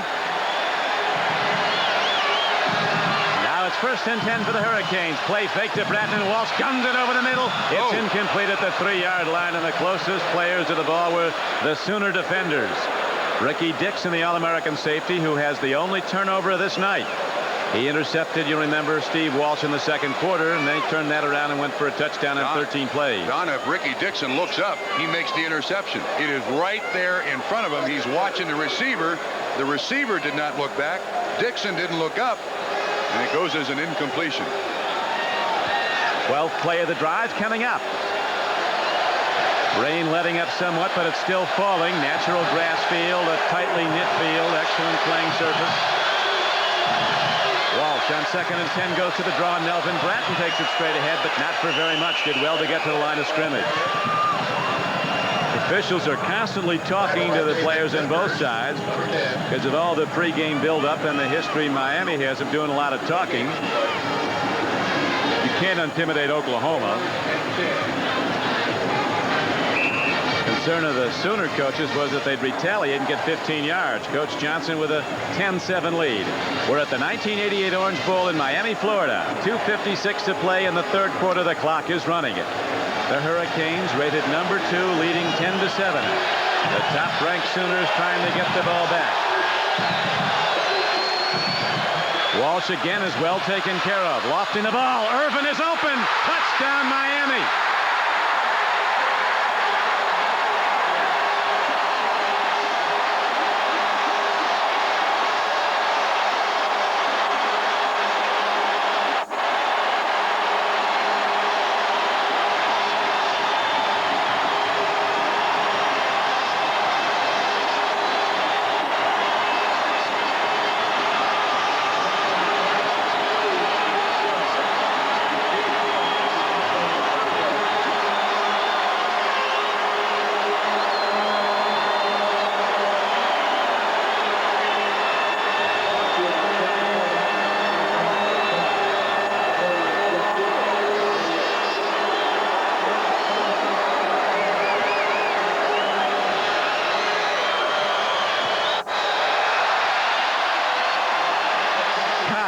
Hits the extra point. And Miami now extends its lead to 17-7. They had the triple formation again. Oklahoma came with a blitz. Dixon is the closest man, 29. See the trips? Williams inside, Irvin outside. Just a corner pattern run by Mike Irvin. Again, Walsh absolutely on the money. Well, the challenge is to make an inexpensive car that is not cheap. Yeah, but we're not talking about an Econobox. We're talking about a real car. But when you get in the center, you don't feel like you're in a boxy little car. People are responding to this, too, because there's There is tremendous consumer satisfaction in this car, and that is very satisfying. There wouldn't be a million on the road. It's a challenge. You know what a challenge is? A challenge is Making my 3-year-old eat meatloaf. Nissan, built for the most important race of all, the human race.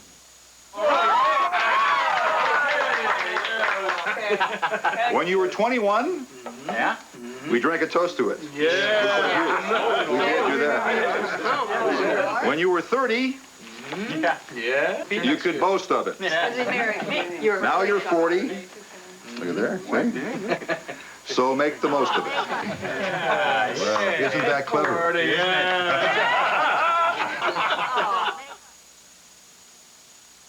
Is there reason to believe Robert Conrad's a killer? Beginning to think there is. Only Starbuck can break his alibi.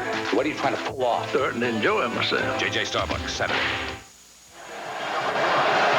This is where it's at, Miami, Florida, where at the moment the underdog Hurricanes are leading the top-rated Sooners 17-7.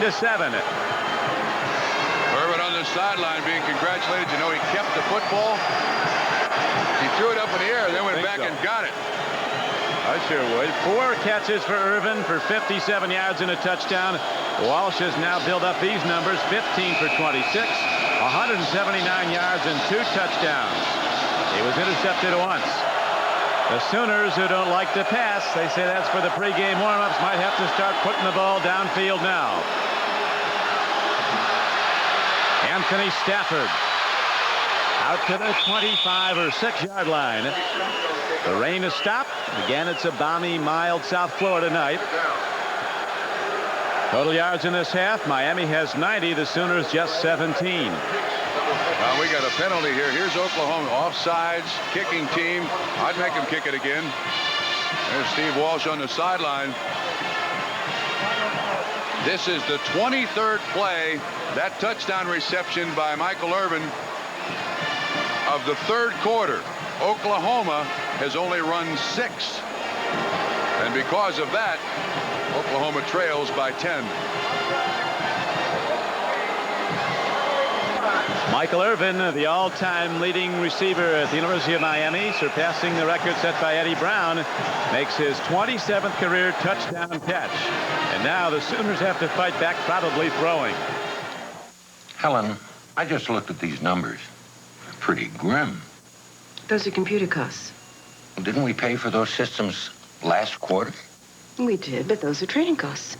Now, let me get this straight. We're spending more on training than we did on the computers? Boston doesn't show these costs. They use a different system. So?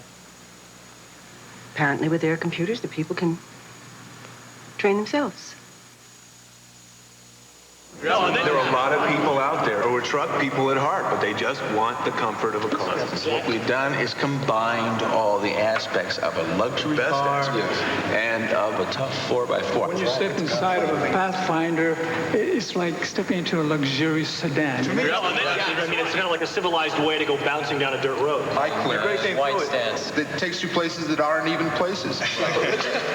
Nissan, built for the toughest race of all, the human race. All the excitement of college basketball is back when the Tar Heels of North Carolina battled UCLA. It's the stuff Saturdays are made of on NBC.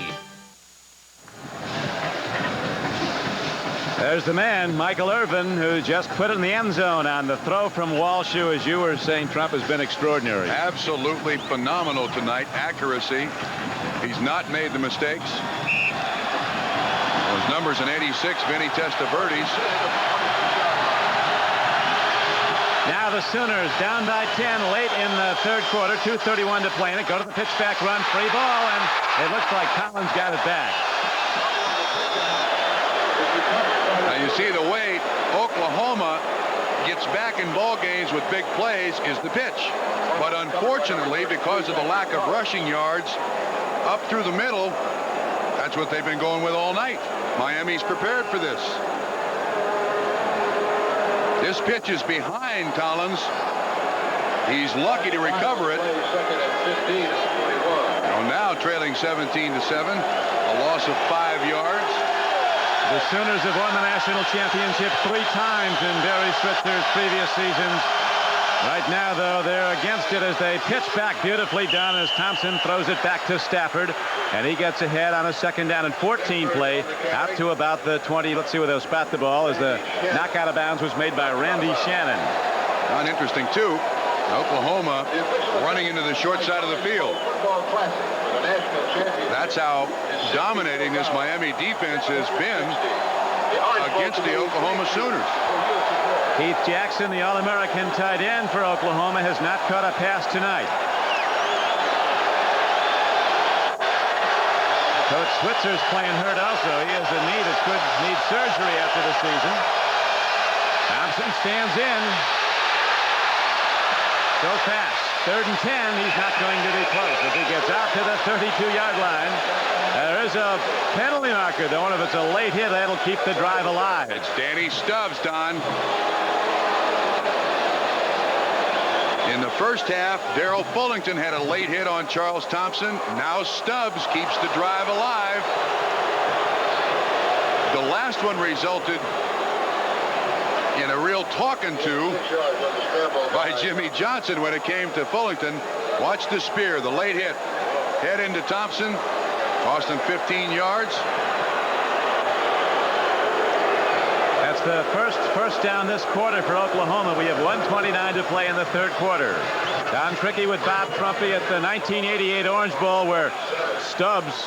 No, now Ubbs. He lost the S. Lost the ST. You don't mind holding hands in the huddle. You just don't want them doing it coming out of the locker room. Patrick Collins breaks it down to the 40-yard line of Miami. This is the counter, Don. Selwyn Brown on the tackle. 13-yard run. Watch the counter. Everything goes right. Collins comes back to the left. Both the left tackle and the left guard full. I believe that's the longest run by a running back tonight by Oklahoma. Thompson had a long one, but 13 yards is the longest run by a running back. Sooners with the drive alive on the personal foul call, and here is the handoff, and this time it's Thompson keeping it. I had the fullback, so did part of the defense, but Thompson takes it down to the 37-yard line on a 1st down carry. Selwyn Brown, number 32, on the tackle for the Hurricanes. Stubbs bites on this, goes inside. He's the contained man, but for someone who is 6'5" and 250, excellent foot speed. Back out there to assist on the tackle. A pickup of about 3. Chicanery and sleight of hand, very much a part of the Oklahoma offense. Main man, the engine in the offense, Thompson rolling out, but he's going to go nowhere as Hawkins, a defensive end, covers him and unceremoniously slams him to the turf. Now Hawkins, everybody's celebrating. Again, a superb game plan defensively by the Miami Hurricanes. Stringing it out at the line of scrimmage, shutting down the fullback, and they're 1 quarter away from their national championship. Jimmy Johnson's first. At the end of the 3rd quarter, Miami 17, Oklahoma 7. We'll be right back after these messages from your local station. Tuesday, Matlock goes to a fat farm. Curious. To check out a workout instructor who's rubbed out. Then on Hunter, a cocaine kingpin and a corrupt cop. You're going right to the gas house. Unleash a trail of terror. And on Crime Story, the first black casino hits Vegas, and everybody wants a piece of the action. I don't like shake.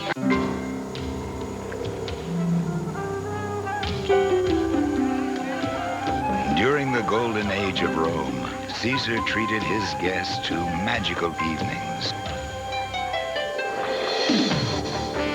2,000 years later, he still does.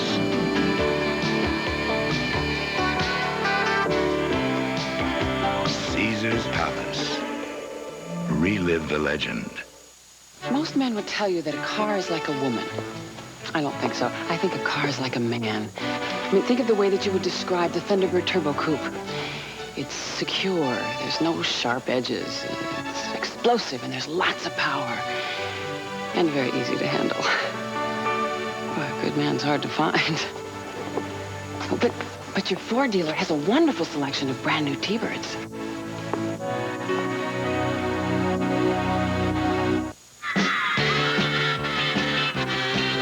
Big Mac, a child of the 60s, is a big 20 years old. So McDonald's is celebrating with specially priced Big Mac birthday combos. That's a Big Mac, bonus fries, and large Coca-Cola. At an itsy-bitsy, teeny-weeny cost to you. It may be his birthday, but the twist is you get the gift. So boogie down to McDonald's today, and we'll get down with specially priced Big Mac, McDLT, and Quarter Pounder combos. Fritz Goldman's comedy special tonight after Sports Bowl 87.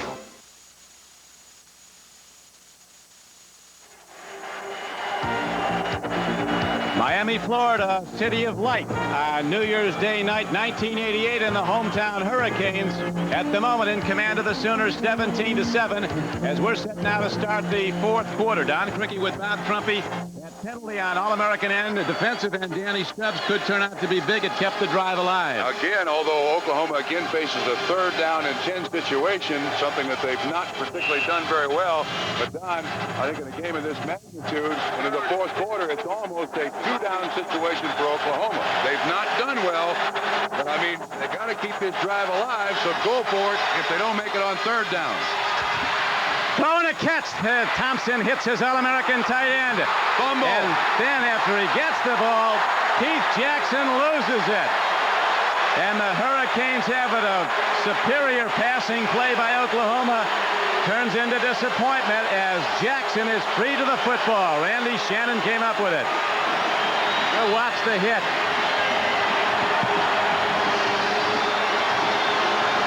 After this ball is caught, Jackson is fighting for extra yardage. Shannon just happens to be an interested bystander. The ball bounces away from Jackson right into Shannon's hands. Strangely, the first turnover of the night for the Oklahoma Sooners.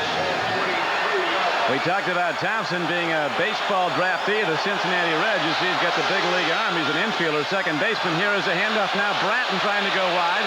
Penalty markers are down as Bratton goes out of bounds at the 23. Looks, Trump, like the call could go against Miami. We got holding against Miami. Again, this is the fumble. What's up? This is from the other side of the field. He makes a nice catch, but then 32 Selwyn Brown hits him, and that ball is loose, and Shannon there to make the recovery. Put his hat right on the pig. And out it came, and so with 14:47 to play in the ball game, here's the call. Holding during the run. Holding 10-yard penalty. Repeat the down. Darrell Reed, one of the defensive ends, was the man who was held on the play. He was blitzing the QB, and so now they send it back. Ball will be positioned inside the 15-yard line. It'll be at the 13. Now Miami has to play smart football for the final 14:47 of this football game. You can't be making the dumb plays like holding. That time Troy Johnson was about to make the tackle, and Scott Proven, 76, the offensive tackle, just reached out and grabbed him. For the rest of this quarter, Miami must play smart. They'll be national champions. The Sooners aren't done yet, though, and now on the rollout. Walsh fires the ball to Melvin Bratton on a 1st and 20 play, and he's ahead to the 29-yard line. A gain of about 16 yards on the play. Knockdown made by the All-American free safety of the Sooners, Ricky Dixon. Player down, Melvin Bratton. He's been busy tonight. He's holding his leg, being attended to by the trainers.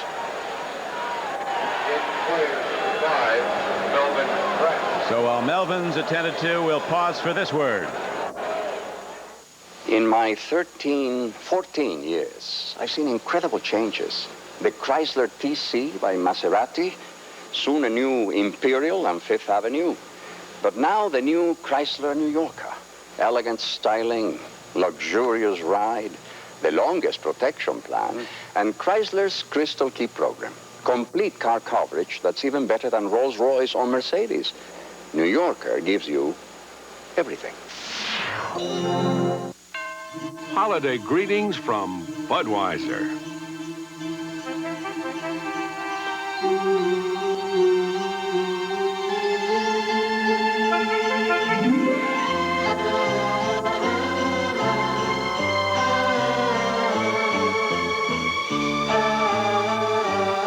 The people who bring you Budweiser wish you and yours the very best of everything this holiday season. The Orange Bowl will be delayed until everybody out there knows that Hunter's been moved to Tuesdays. Hunter, Tuesdays. You got that? See you Tuesday. A distraught All-American on the sidelines. Number 88, Keith Jackson, had that fine catch and then lost it, and he was hit hard by Selwyn Brown. Now Miami has the ball with 2nd down and 5 coming up, and this is a most disappointing development A tremendous player being helped off with the knee injury, Melvin Bratton. Watch his left leg. When he plants, Troy Johnson kind of grabs him, and anytime your weight gets outside your leg, you can expect an injury. We hope it's not severe. Bratton has been a big offensive threat to now. That last catch is 9th for 102 yards and 1 touchdown. He's a senior who projects to be a first or second round draft choice in the NFL, Melvin Bratton. 9 catches for 99 yards for Bratton tonight. Cleveland Gary's in now as they go to the run, and Warren Williams runs the ball on 2nd and 5 and doesn't get a thing, as defensive tackle Curtis Williams made the stop for Oklahoma. Woods made the stop, number 99. Miami can now be very deliberate between each play. No reason for Walsh to go up there until that 25-second clock gets down to 4 or 5 ticks. No hurry whatsoever. Walsh, a 6'3", 195-pounder from St. Paul, Minnesota. A redshirt sophomore. He's actually in his 3rd year academically. 20 years old. 20 touchdowns for the season, including, he's actually 21 now with the 2 tonight. 1 to Bratton, 1 to Irvin. And only 8 interceptions. Cleveland Gary breaks into open field. He has a first down and more.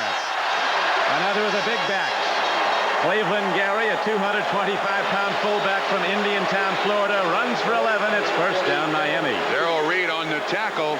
You can see the skill position athletes that Miami possesses. They catch him in a blitz, and all Walsh has to do is get the ball to Gary, and it's up to the guys to chase him to get him finally get him down. 11-yard pickup. Bratton goes out. His replacement on the first carry, 11 yards. Not bad. Miami on 3rd down, Trump, has been magnificent. 7 of 12. Against the #1 defense in the country. Sooners hunting the ball, looking to get it back. Again, it's Williams with the run, and not much there on a 1st and 10 play.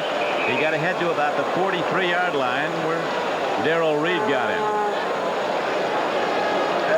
3 All-Americans in the Oklahoma defense.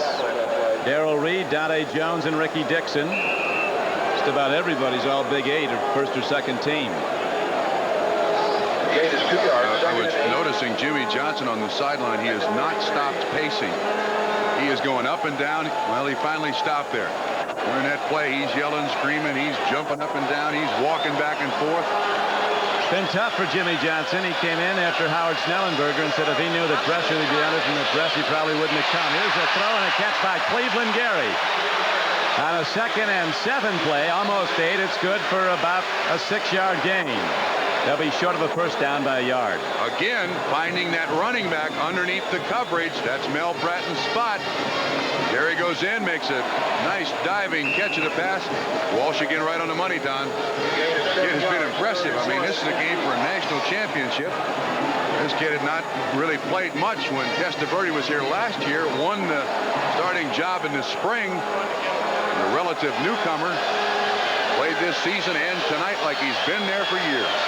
Won the job in the summer by just making fewer mistakes. They still haven't sacked him. His receiver fell down. Michael Irvin, or Cleveland Gary, coming out of the backfield, lost his footing on what's wet turf right now. You remember that rain was heavy for a very brief time earlier. Let's go back down to Tom. Don, Melvin Bratton has a sprained left knee. He's down on the bench behind me now. They're going to ice it for about 10 minutes and then take another look at it. But the word is now sprained left knee, and his status for the remainder of the game still uncertain. Don, watch out here on this punt. Conley is the up man, and he's run the ball before. He's right in front of Fiegels. They've run this play before. No, he's going to punt it. Well hit ball by Fiegels. Coming down is Derek White, who fair catches it at the 17-yard line of the Sooners with 11:46 to play. 33-yard punt, and as you see, no return. Oklahoma ready to go when we come back. We'd like to award you the account, but frankly, there's a problem. What's that? You agreed to keep this assignment confidential. Obviously, you brought in freelance artists, typesetters. Hold on. All the work we've shown you was done by the people in this room on a computer. What computer puts out work like this? Hire us and we'll tell you.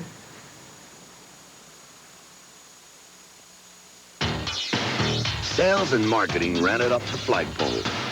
Research and development saluted. Finance put their 2 cents in. manufacturing, put it all together. Start to finish, it took 3 years to get it out the door. And your customer still wants it there tomorrow. This reminder from Federal Express that it's not just a package. It's your business.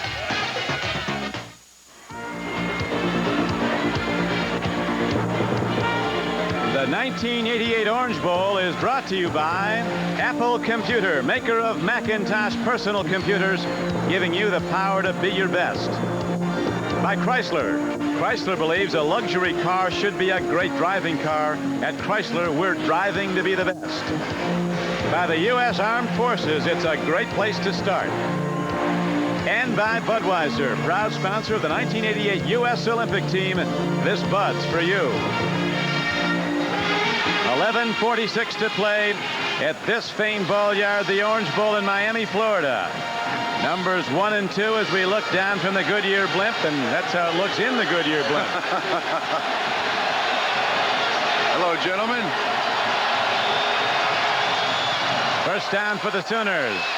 Patrick Collins turns upfield and gets the ball out across the 20, out to about the 24. Whoa. Took a shot to the right eye. I think he'll wear that proudly. I think so. And hope it lasts for months if the score remains the same. 7-yard gain on the play. Second and 3 at the 24. Right now, the redshirt freshman quarterback of the Sooners working as Melvin Bratton goes off the field to a standing ovation. A strained knee, as Tom Hammond reported. Turning upfield and not getting very much as Charles Thompson, his defensive end, Bill Hawkins, rode him down.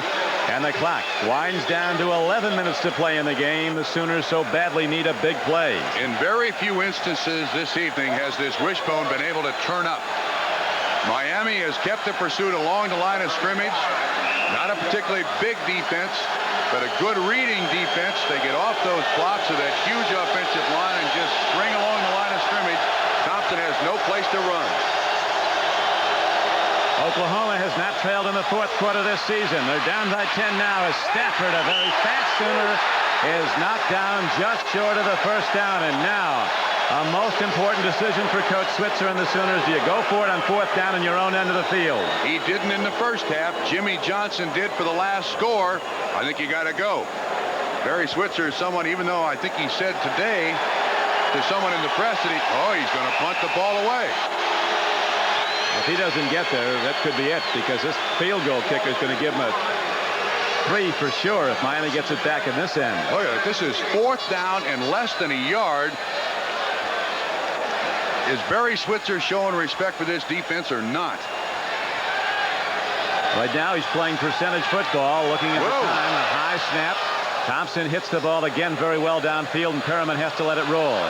It'll take a Sooner hop as it comes down to about the 25-yard line of Miami. Yeah, but Don, consider this. This is the #1 rushing team in college football, has been for the last 3 years, and they don't go for it on fourth and less than a yard, trailing 17-7. Everyone asks, Corinthian leather? Of course, why not the best? It's the same with our new Chrysler New Yorker. It gives you everything. Powerful V6, anti-lock brakes, front-wheel drive, rich leather, 770 protection plan. And Chrysler's exclusive Crystal Key program, complete car coverage with owner care that's even better than Rolls-Royce or Mercedes. Chrysler New Yorker gives you the one thing you always wanted in a luxury car. Everything. Shearson Lehman Brothers, E.F. Hutton, where we stand on Treasury bonds. Right now, we believe long-term Treasury bonds are an exceptional value because income tax rates are lower. Inflation is predicted to be lower, and we believe interest rates are heading lower. And since Treasury bonds offer unquestioned safety, there is a categorical recommendation we can make. Buy. Shearson Lehman Brothers and E.F. Hutton. The best and brightest of the bowls are on NBC as Michigan's all-time leading rusher Jamie Morris leads the Wolverines against the Crimson Tide of Alabama and All-American Bobby Humphrey. Michigan battles Alabama at the Hall of Fame Bowl. Saturday, college football's best and brightest are on NBC. 10:18 to play in the game, and the top-ranked Sooners trail Miami by 10 points. Oklahoma #1 in America in offense, but certainly not in the passing game. They don't grade out Trump, as you know, in the top 100 teams, but now they've got to throw. I like Jimmy Johnson's choice. Back in the first half when he went for it on 4th down, that'll be the play that if Miami wins the national championship, they'll talk about for years down here. Jimmy Johnson went for it on 4th down and 4 and made it, and it won him the national championship, his first. Sooners can't move the ball now as it's 1st and 10 for Miami, and up the middle of the field goes Warren Williams, and he finds his way for a gain of 6 yards out to the 33-yard line. North-south runner, he heads right at the defense. Rarely tries to go wide. Let me correct myself. I just said there in the on-camera that Jimmy Johnson's choice to go on 4th down was in the first half. It was in the second half, that third quarter. That could have been the play of the game. We're in the 4th quarter on NBC Sports. 9 minutes and 45 seconds to play. 2nd down and about 2. Williams again. Sooners get him. Knocking down to the 33. No gain on the play. It'll be 3rd down and 2. Troy Johnson, another all-Big 8 player at right end, came up and made the play. Number 80. 3rd down and 2 has really been no problem for the Miami Hurricanes all evening long. Sooners averaging 500 yards a game offense this season, under 200 tonight. 179 is all they have against a Miami defense. And this is no fluke. Oklahoma's turned the ball over once, only once. Miami with 1 turnover in the game. Cleveland Gary fighting hard, and he gets where he has to go as he's out to the 38-yard line.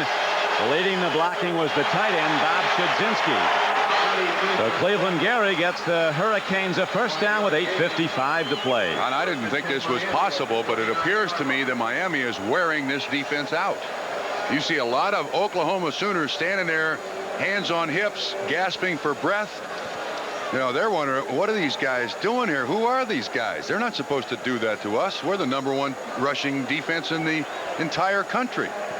Not giving them much respect. Oklahoma, as the Big 8 team, is the home team. Theoretically, they're the home team, but in truth, Miami is, and that's where the support from the stands is coming. There's 8 minutes and 25 seconds showing the clock, and Warren Williams runs again. Tony Woods knocked him down. This time, it looks like there's a missed assignment on the offensive line because Tony Woods is totally untouched. Makes the tackle for lost yardage on Williams. That hasn't happened very often tonight.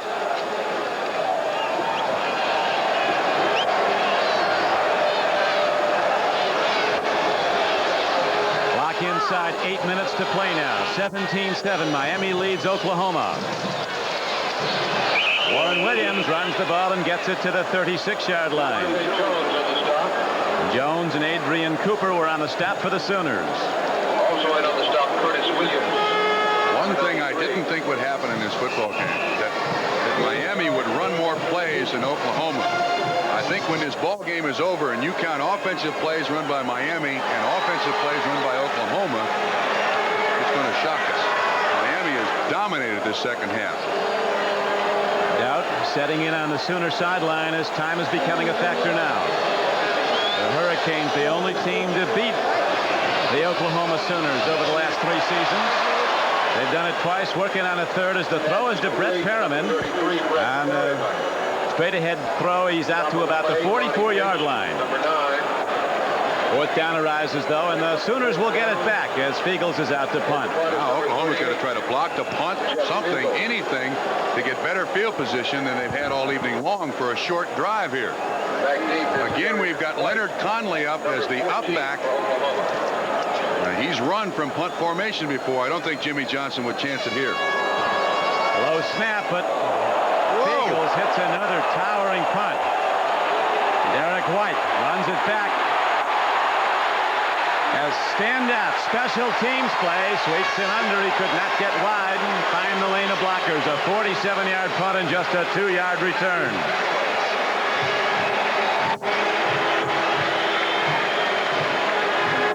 So Oklahoma, again with the long field to go, is ready to work in a moment. Okay, let's get moving. First, we'll need work from every department. Who's set up for that? Our computers are tied in. Mike, how long for graphics? 2-3 days max. Our computer can do it in a day. It's yours. Joni, typesetting and printing? About a week on overtime. Hold on now. Who published this? We did, on the computer. Well, do it again. Last, we need presentation overheads. Any ideas?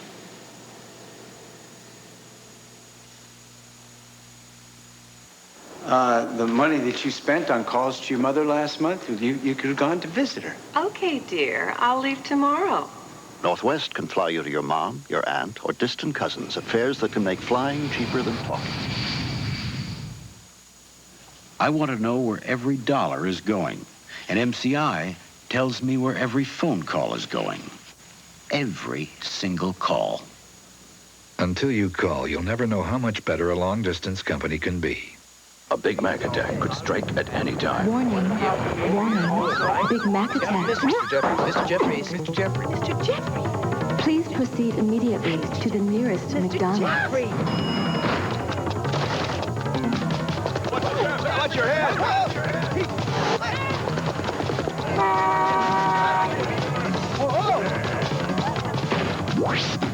Big Mac? All systems returning to normal.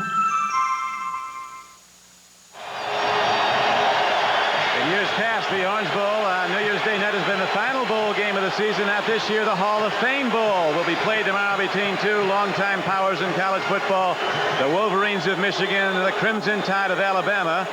Bob Costas, Ahmad Rashad, and Paul McGuire will be on the air with that at 1 o'clock. And then from famed Pauley Pavilion at UCLA, Dick Enberg and Coach Al McGuire ready to bring you a basketball showdown between the Tar Heels of North Carolina and the Bruins of UCLA. 6:26 to play. Thompson stands in, and he's in deep trouble. Knocked down hard by Jimmy Jones inside the 5-yard line. We pointed out 4 of the last 5 times, 3 times in a row, when numbers 1 and 2 met in college football. Number 2 has won. Last regular season, Oklahoma was number 2, and they beat Nebraska, then number 1, 17-7 at Lincoln in November. January 2nd of last year, number 2 Penn State upset Miami at the Fiesta Bowl for the national championship. 1986 season, Miami beat then number 1 ranked Oklahoma in the regular season. Almost picked off. Throwing very nearly a connection to Tolbert Bain, a cornerback who almost picked it up for Miami. On to this point, show you the dominance of the Miami defense. Oklahoma, which averages better than 400 yards of offense per game. Something like 186 yards of offense tonight. Now in a position, 3rd down and 15, in the shadow of their own goalpost where they have to throw it, trailing 17-7. Look at that difference. You think this Miami defense won't get game balls? The proud tradition of Oklahoma football, a school that's produced 6 national champions since 1950. Under the gun now, and another receiver separated from the ball. Blades makes the play. Keith Jackson could not hold on, and again the Sooners have to punt it, this time from their end zone with 5:37 to play.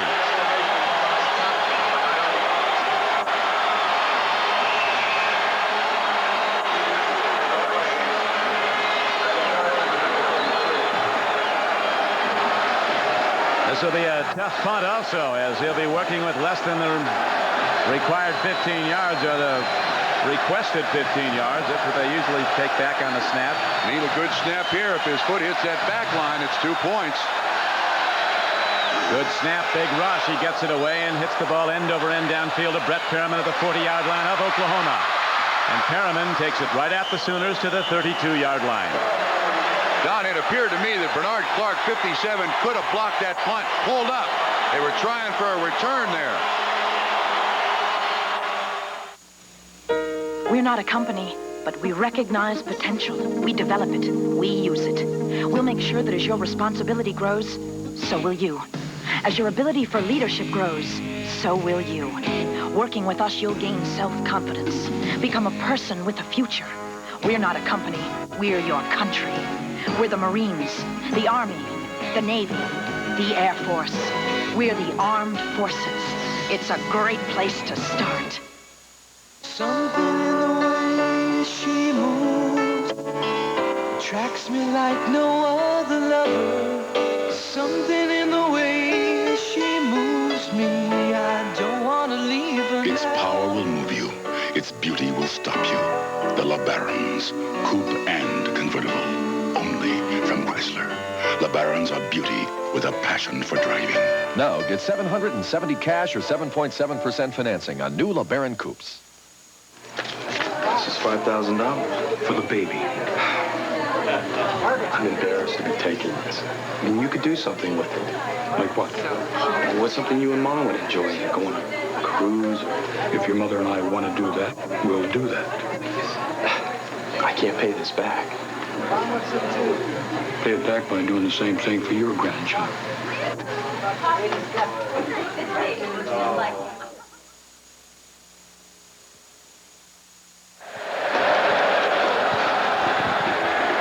Hard reality setting in on the Sooner sideline, down by 10 with 5:27 to go. The #1 offensive team in the country, #1 scoring team with 43.5 points tonight. They have just 7. Total yards, they average 500 a game tonight, just 180. Rushing yards, only 151. They average almost 430.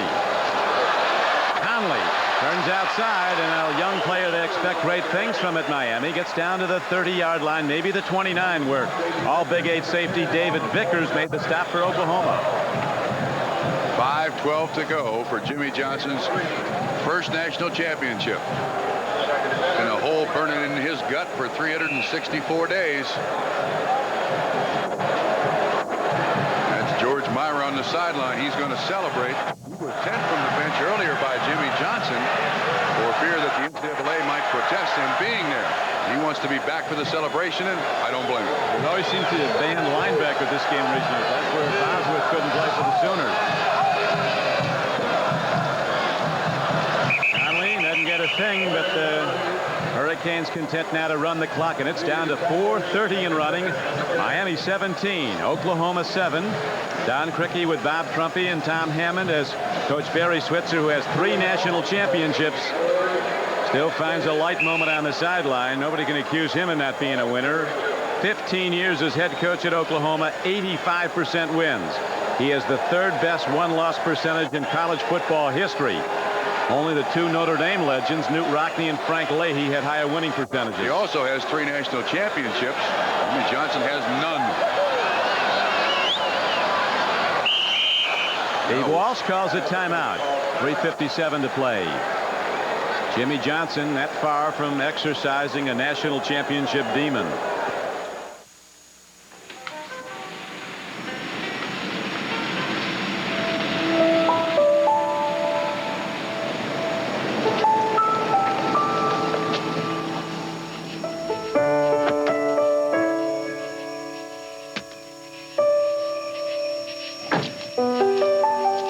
Need a little help? And how will you be paying for that? American Express. It'll be okay, Mr. Davis. If you stop by our Minneapolis office tomorrow, you can pick up a new card. Do you know if that's within walking distance? Why? Because I only have 83 cents. But do you know what would really help? What? I'm having some trouble checking into this hotel. I can imagine with only 83 cents. I can take care of it. Let me just talk to the hotel manager. Thank you. Okay. A friendly voice in the middle of the night. Membership has its privileges. Every day, Jack Taylor and Joe Donovan take the same road home. But today, they went a little out of their way. Give you a hand?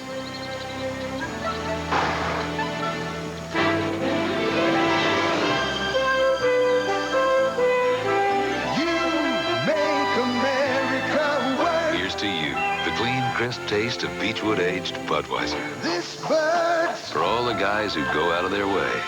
This bird's for you. Miami players rubbing Rod Carter's head for good luck. I don't think they need luck anymore. Leading 17-7 with 3:57 to go.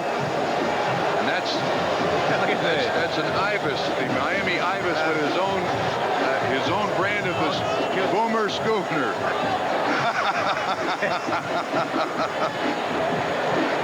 Look at the little horse head on that thing.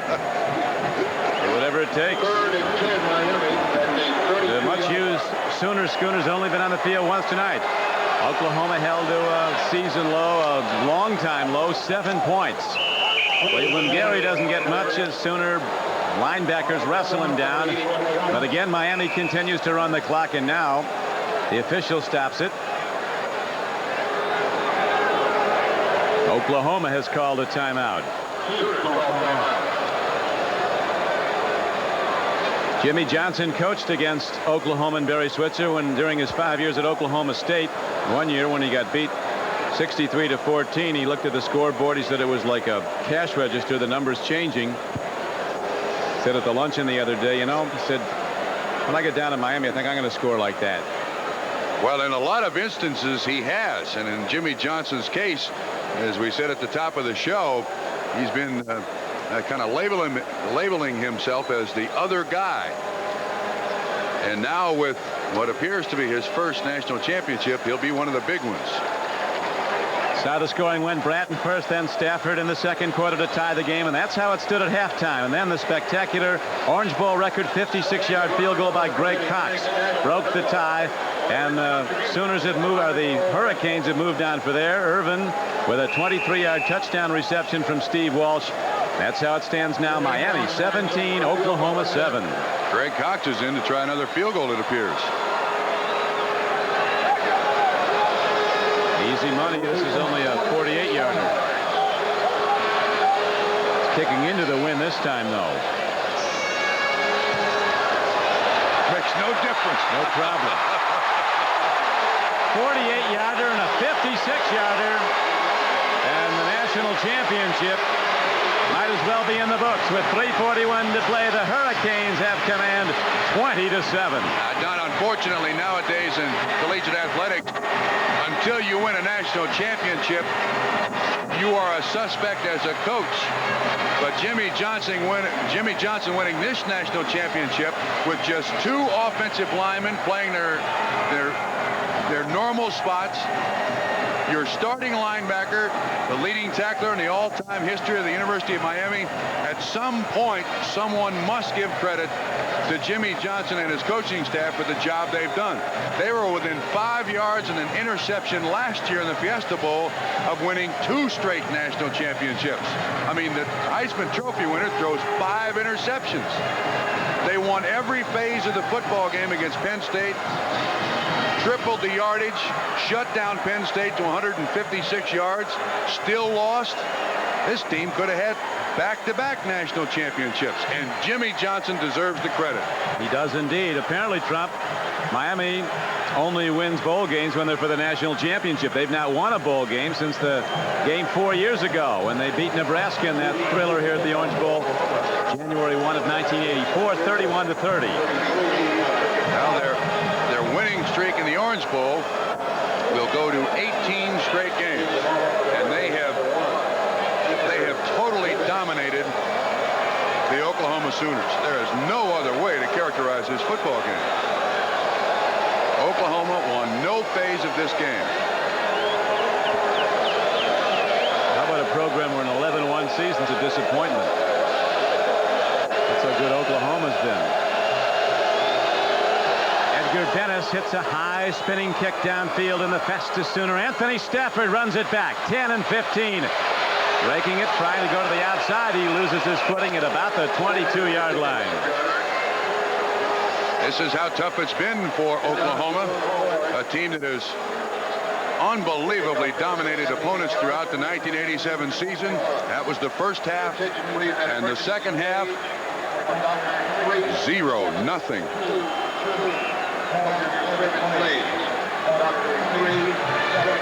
Coach Switzer has a fabulously talented team coming back next season. They're always good. Throw and too much on it as he tried to gun the ball. Quarterback Thompson to wide receiver Carl Cavanis.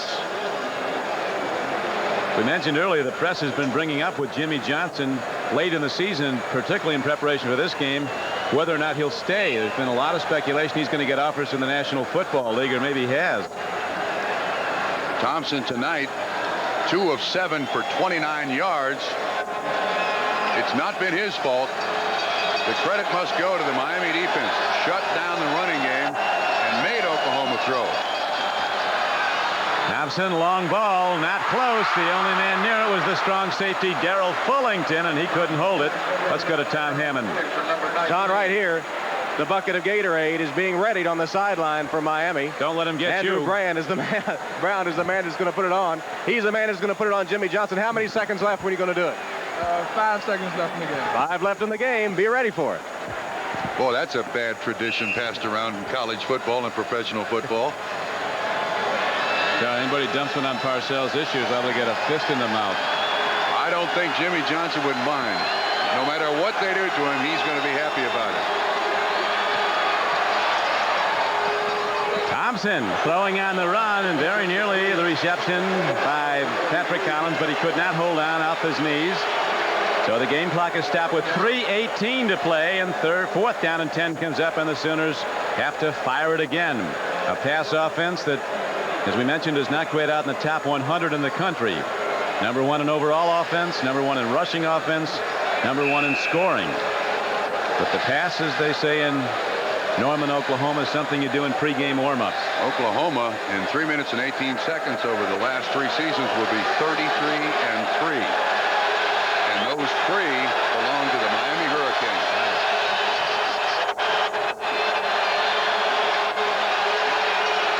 Thompson steps in, lets her rip, and he makes the connection to Patrick Collins, who's out across the 40 and out to the 42-yard line for a Sooner first down. 21-yard gain, and so the Sooners desperately go into alignment without a huddle. You see the timeout situation, each team with 2 remaining.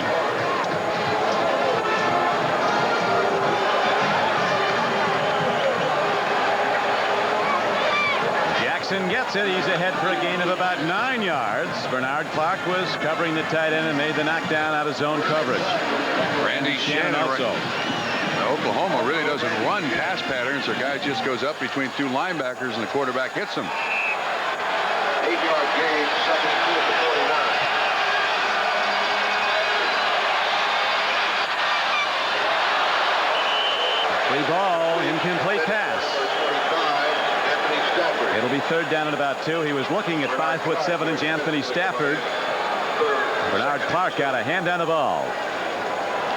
Bernard Clark was on the tackle. He was the late star of this football team.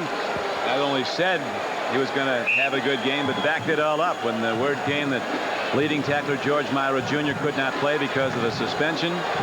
Bernard Clark said they're not going to miss a thing when I get in there, and they have not. He's called all the defenses tonight for Miami. That's a very sophisticated defense. Look at that. You know what's ironic? We'll run this play and I'll tell you. Pitch back. Collins looking to throw it. Gets it down to Jackson. And Keith Jackson with the first down is inside the 30-yard line of Miami. Down to the 29, and the Sooners quickly call a timeout with 2:28 to play. 22-yard pickup. But I think it's going to be too little too late. The irony of the way Bernard Clark has played. Last year, of course, you remember Brian Bosworth. He was ruled out because of a failed drug test. His replacement, Dante Jones, was the defensive most valuable player of the Orange Bowl. I'll pick Clark for that role this year. I'll give him that honor right now. Good choice.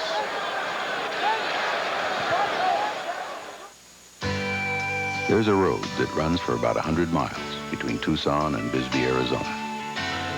And if you think that cowboys are a thing of the past, you've never been on that road. There are over 4 million miles of roads in Alamo territory, all across America. And whenever you rent a car from Alamo, the rates are low, and all those miles are free, including a 100-mile stretch in Arizona, where the cowboys live.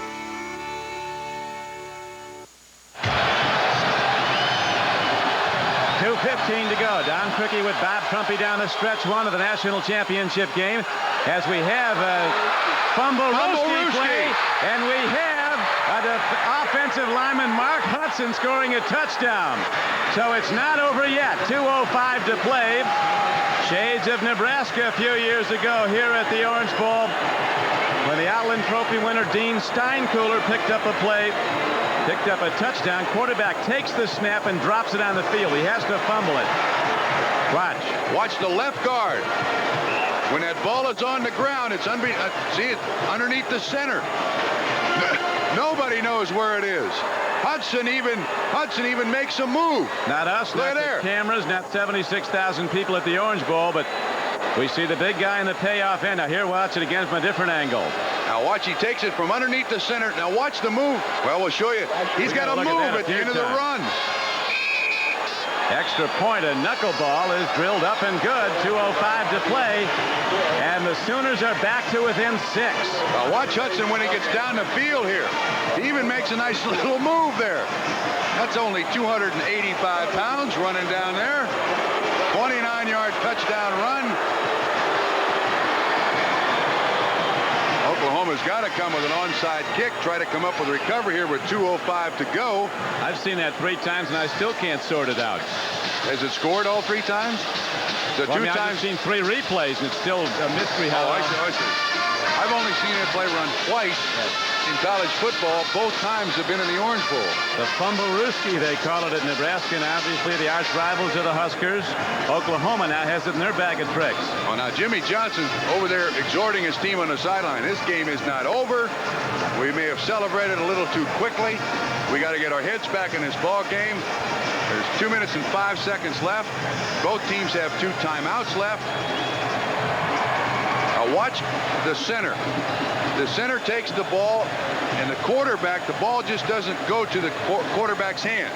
He just lets it fall right down on the ground. There's Mark Hudson from that 29-yard trip. He's about ready for the inhalator. Absolutely. I don't blame him. Long way to go when you're 290.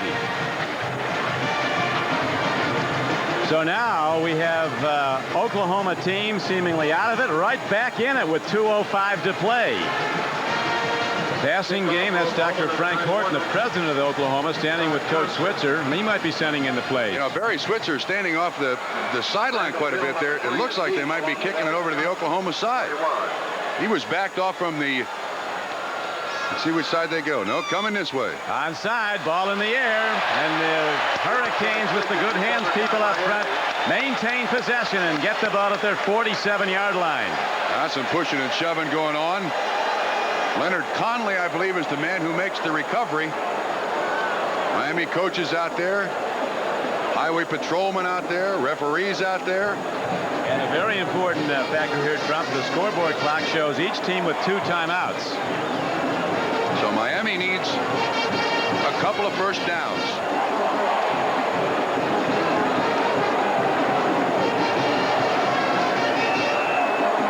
.202 to play. Walsh having an exceptional night. 18 completions, 30 throws for 209 yards, 2 touchdowns, 1 to Bratton, 1 to Irvin. He's been intercepted once by Ricky Dixon of the Sooners. He's been sacked only 1 time. Here is a nice open field tackle. Fumble. Oklahoma says they have the ball. Now they're going to rule that the field caused the fumble. Tony Woods came up with the ball, but the carrier, Cleveland Gary, was ruled down.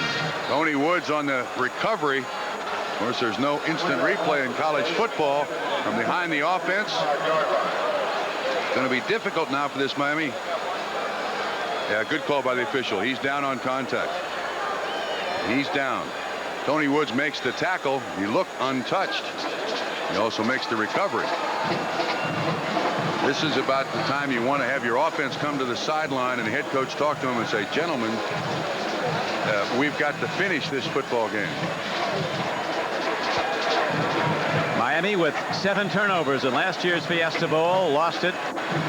1 turnover tonight, and Miami in the lead 20-14. It was seemingly history when they led 20-7 until the Fumblerooski. Sooners seem to be enjoying all this.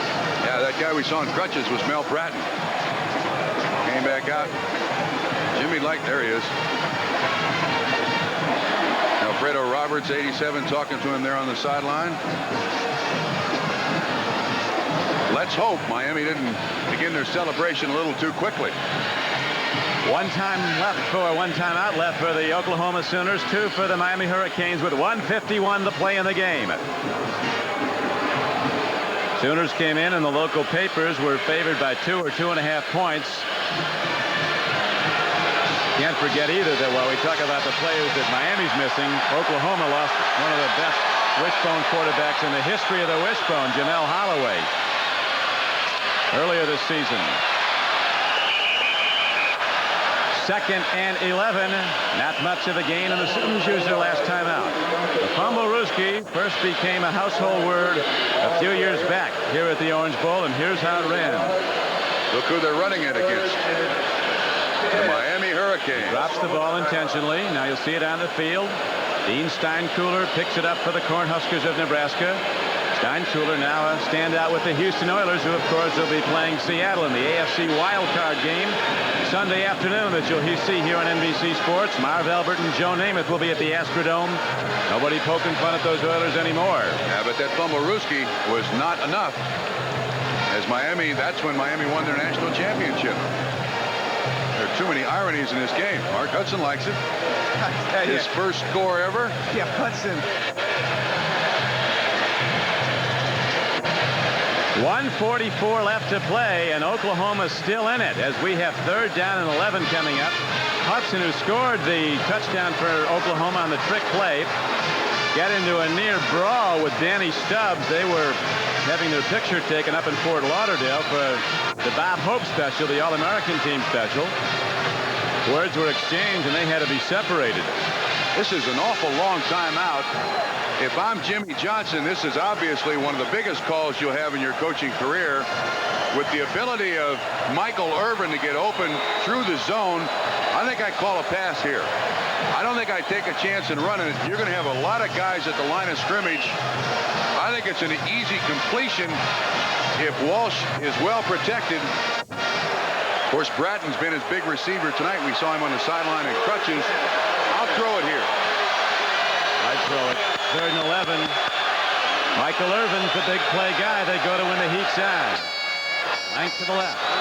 Audible again. Calling his own number as the quarterback. He didn't get close, but now... Busted play.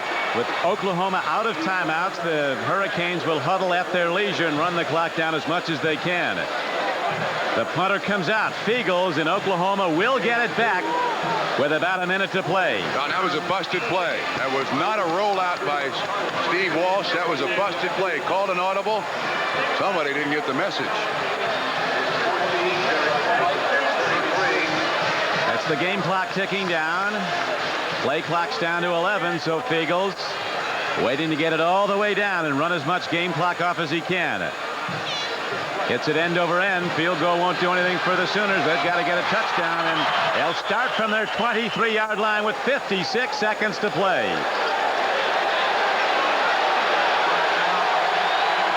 Well, this has been the best part of the Miami football team tonight.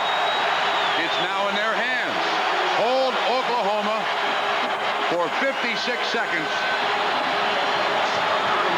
and they have that national championship. See if they have more wizardry left. If they have any more trick plays, I think we might see them. I know Hudson couldn't get this far if they go to him again. Penalty markers down as Thompson fires downfield. A well underthrown ball, not close, and the game clock, as you see, stopped at 52. Might be a procedure call against the Sooners.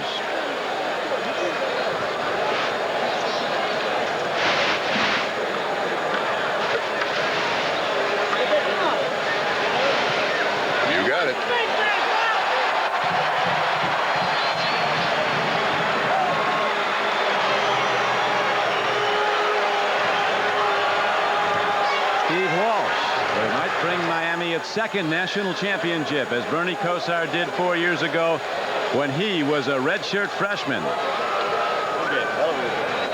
Walsh, a redshirt sophomore, the Oklahoma Sooners #1 in America. They were running #2 to Nebraska until November 22nd when they went to Lincoln, trailed at the half 7-0, but came back and dominated the game and beat the Cornhuskers 17-7. Oklahoma's been #1 since. Coach Johnson, he better take a couple days off. I mean, this has not been easy on the head man. They just ran the clock down. They're resetting it. This penalty is going to be assessed before the snap of the ball, so the clock will go back to 56 seconds. And I'm sure that clock looks like a sundial. Jimmy Johnson has been part of a national championship team. He was the captain of the Arkansas team that won the national title in 1964. But as a coach, he's come up short until tonight. Thompson in trouble, somehow gets away from it. In the open field, Charles Thompson gets out to the 22-yard line. And another marker is down as Bernard Clark makes the stop for Miami. More importantly, that stops the clock. Whoever the penalty's on, a clip against Oklahoma. That's during the run.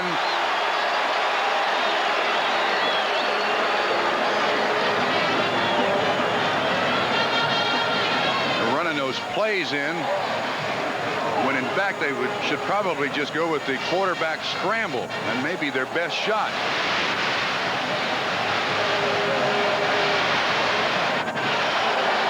Back to the 9-yard line with 47 seconds to play. Miami 20, Oklahoma 14. First down and 24 after the clipping call against the Sooners. Whatever trick play they got here, it better be a dandy. They got to run that hook and ladder, pitch it back. They can't do anything when you get sacked. Free ball, and Bernard Clark will be down at the 7-yard line. Can't advance the fumble, but I think Miami takes it over. They do, and this is history. The Hurricanes, an underdog, will win a national championship again, this time under Coach Jimmy Johnson.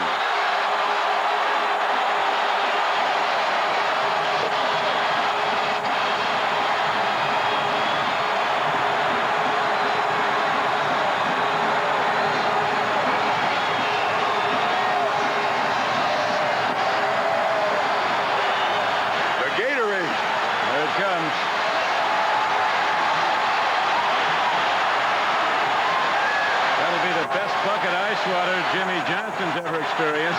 Finally a smile on his face, too. He's got that good haircut.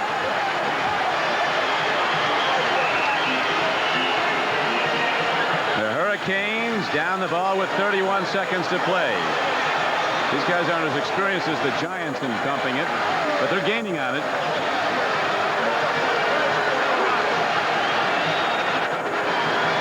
Hurricanes call a timeout.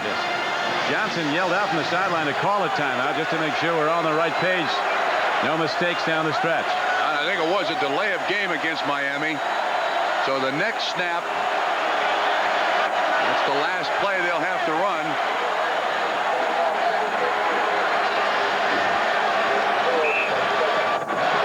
But it got him.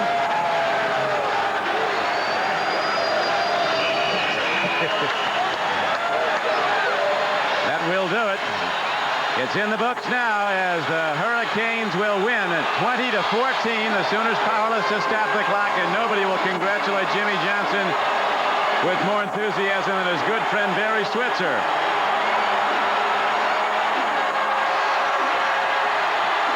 The party has begun in Miami. It began last night, but now it really gets cooking. Look at Jimmy Johnson. The demons are gone. He's a national championship coach. Yes, just like we like it, says Jimmy. I don't know if he's ever been baptized, but he'll not forget this one.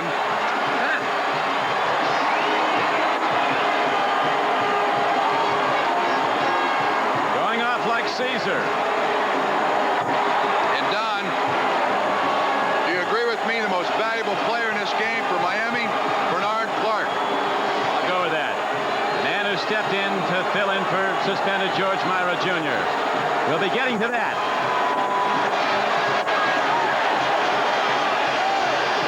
Guys will probably go out together tonight. They're that good friends. When Barry Switzer turned 50, Jimmy Johnson called him and told him he was playing the back nine now.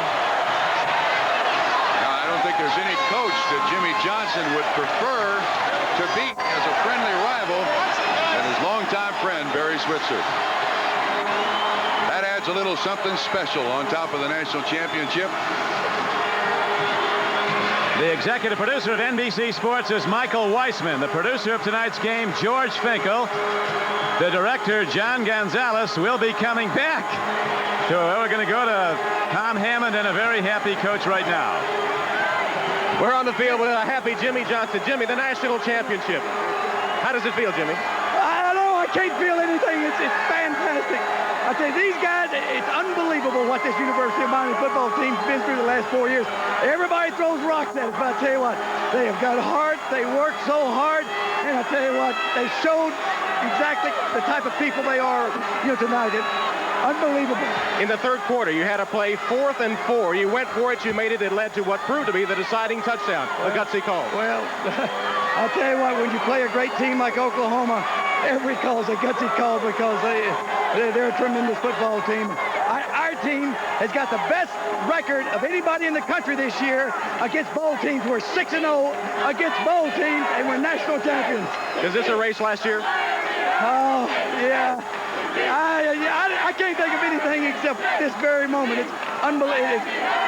I mean, if there's such a thing as ecstasy, this is great. Congratulations. Thank you. Get us out of here. Get that man to the party. We'll be back to the 1988 Orange Bowl, where Miami has just been crowned national. Even got the Bulls out there. State Police took it also. Miami has been crowned the national champion, beating Oklahoma 20-14. Back to the Orange Bowl in a moment.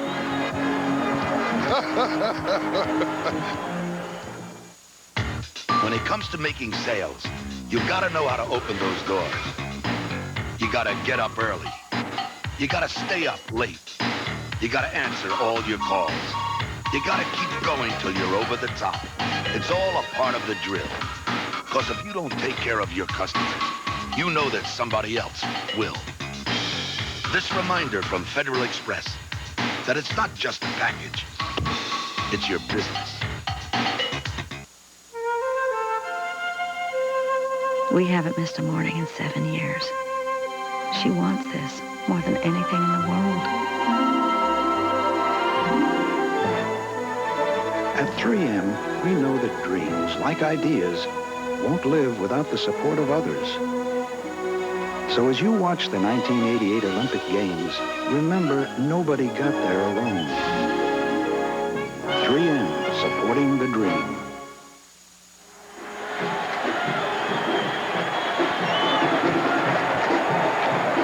At the Orange Bowl in Miami, the most valuable player, Bernard Clark, for the national champion Miami Hurricanes, the linebacker who stepped in for George Myra Jr. and for Oklahoma, Darrell Reed, a defensive end. He's the Oklahoma MVP. Budweiser will donate a total of $2,000 to the general scholarship funds of Miami and Oklahoma. Those are the Budweiser outstanding players of tonight's game. There is Clark, who had 12 tackles, 2 assists, and 1 fumble recovery. But the best shot of the evening had to be Coach Jimmy Johnson, who might never get over this. I mean, it was unbelievable. He may never coach again, retire with a national championship. Fantastic. Well, it was a case of Miami with a defensive game plan that took the Sooner fullback out of the game, as they did the last 2 times they upset Oklahoma. And now they prevail in the end. It's very difficult not to give Steve Walsh the MVP award because he was tremendous. So was Melvin Bratton. But when you win a national championship, I guess everybody's tremendous. And the way that Miami won this national championship was totally dominating the Oklahoma offense, the best offense in the college ranks this year. It's got to go to Bernard Clark. That'll do it. We are history here at the Orange Bowl. Miami 20, Oklahoma 14. The crown belongs to that man. And he's gone at this point. A great night. Glad you could be with us at the 1988 Orange Bowl. And now we're going to send it back to Gail Gardner, as the most valuable players in the game were linebacker Bernard Clark of Miami and Darrell Reed of Oklahoma. Here's Gail. Gail? Thank you, Don. It's been a tremendous day of college football. We are going to recap the scores for you one more time. The Florida Citrus Bowl in Orlando, Clemson with a decisive 35-10 win over Penn State, the worst bowl loss in Penn State history. At the Sunkist Fiesta Bowl, Danny McManus 3 touchdown passes as third-ranked Florida State beat fifth-ranked Nebraska 31-28. The Cotton Bowl in Dallas, Texas A&M scores 32 unanswered points, rolling over Notre Dame 35-10. The Sugar Bowl in New Orleans, Syracuse loses any claim to number 1. Win Lyle kicks the 30-yard field goal with 1 second left to give Auburn the 16-16 tie. The Rose Bowl, Michigan State makes its first appearance in Pasadena in 22 years. Spartans hold off USC 20-17. And of course, in the Orange Bowl tonight, the battle for the national championship between Oklahoma and Miami. The Hurricanes win 20-14. They are the only team to beat the Sooners the last 3 years. Jimmy Johnson finally wins a national title. And we leave you now with a special musical tribute to our new national champs, courtesy of the Alan Parsons Project. Thank you for being with us, and have a very happy 1988.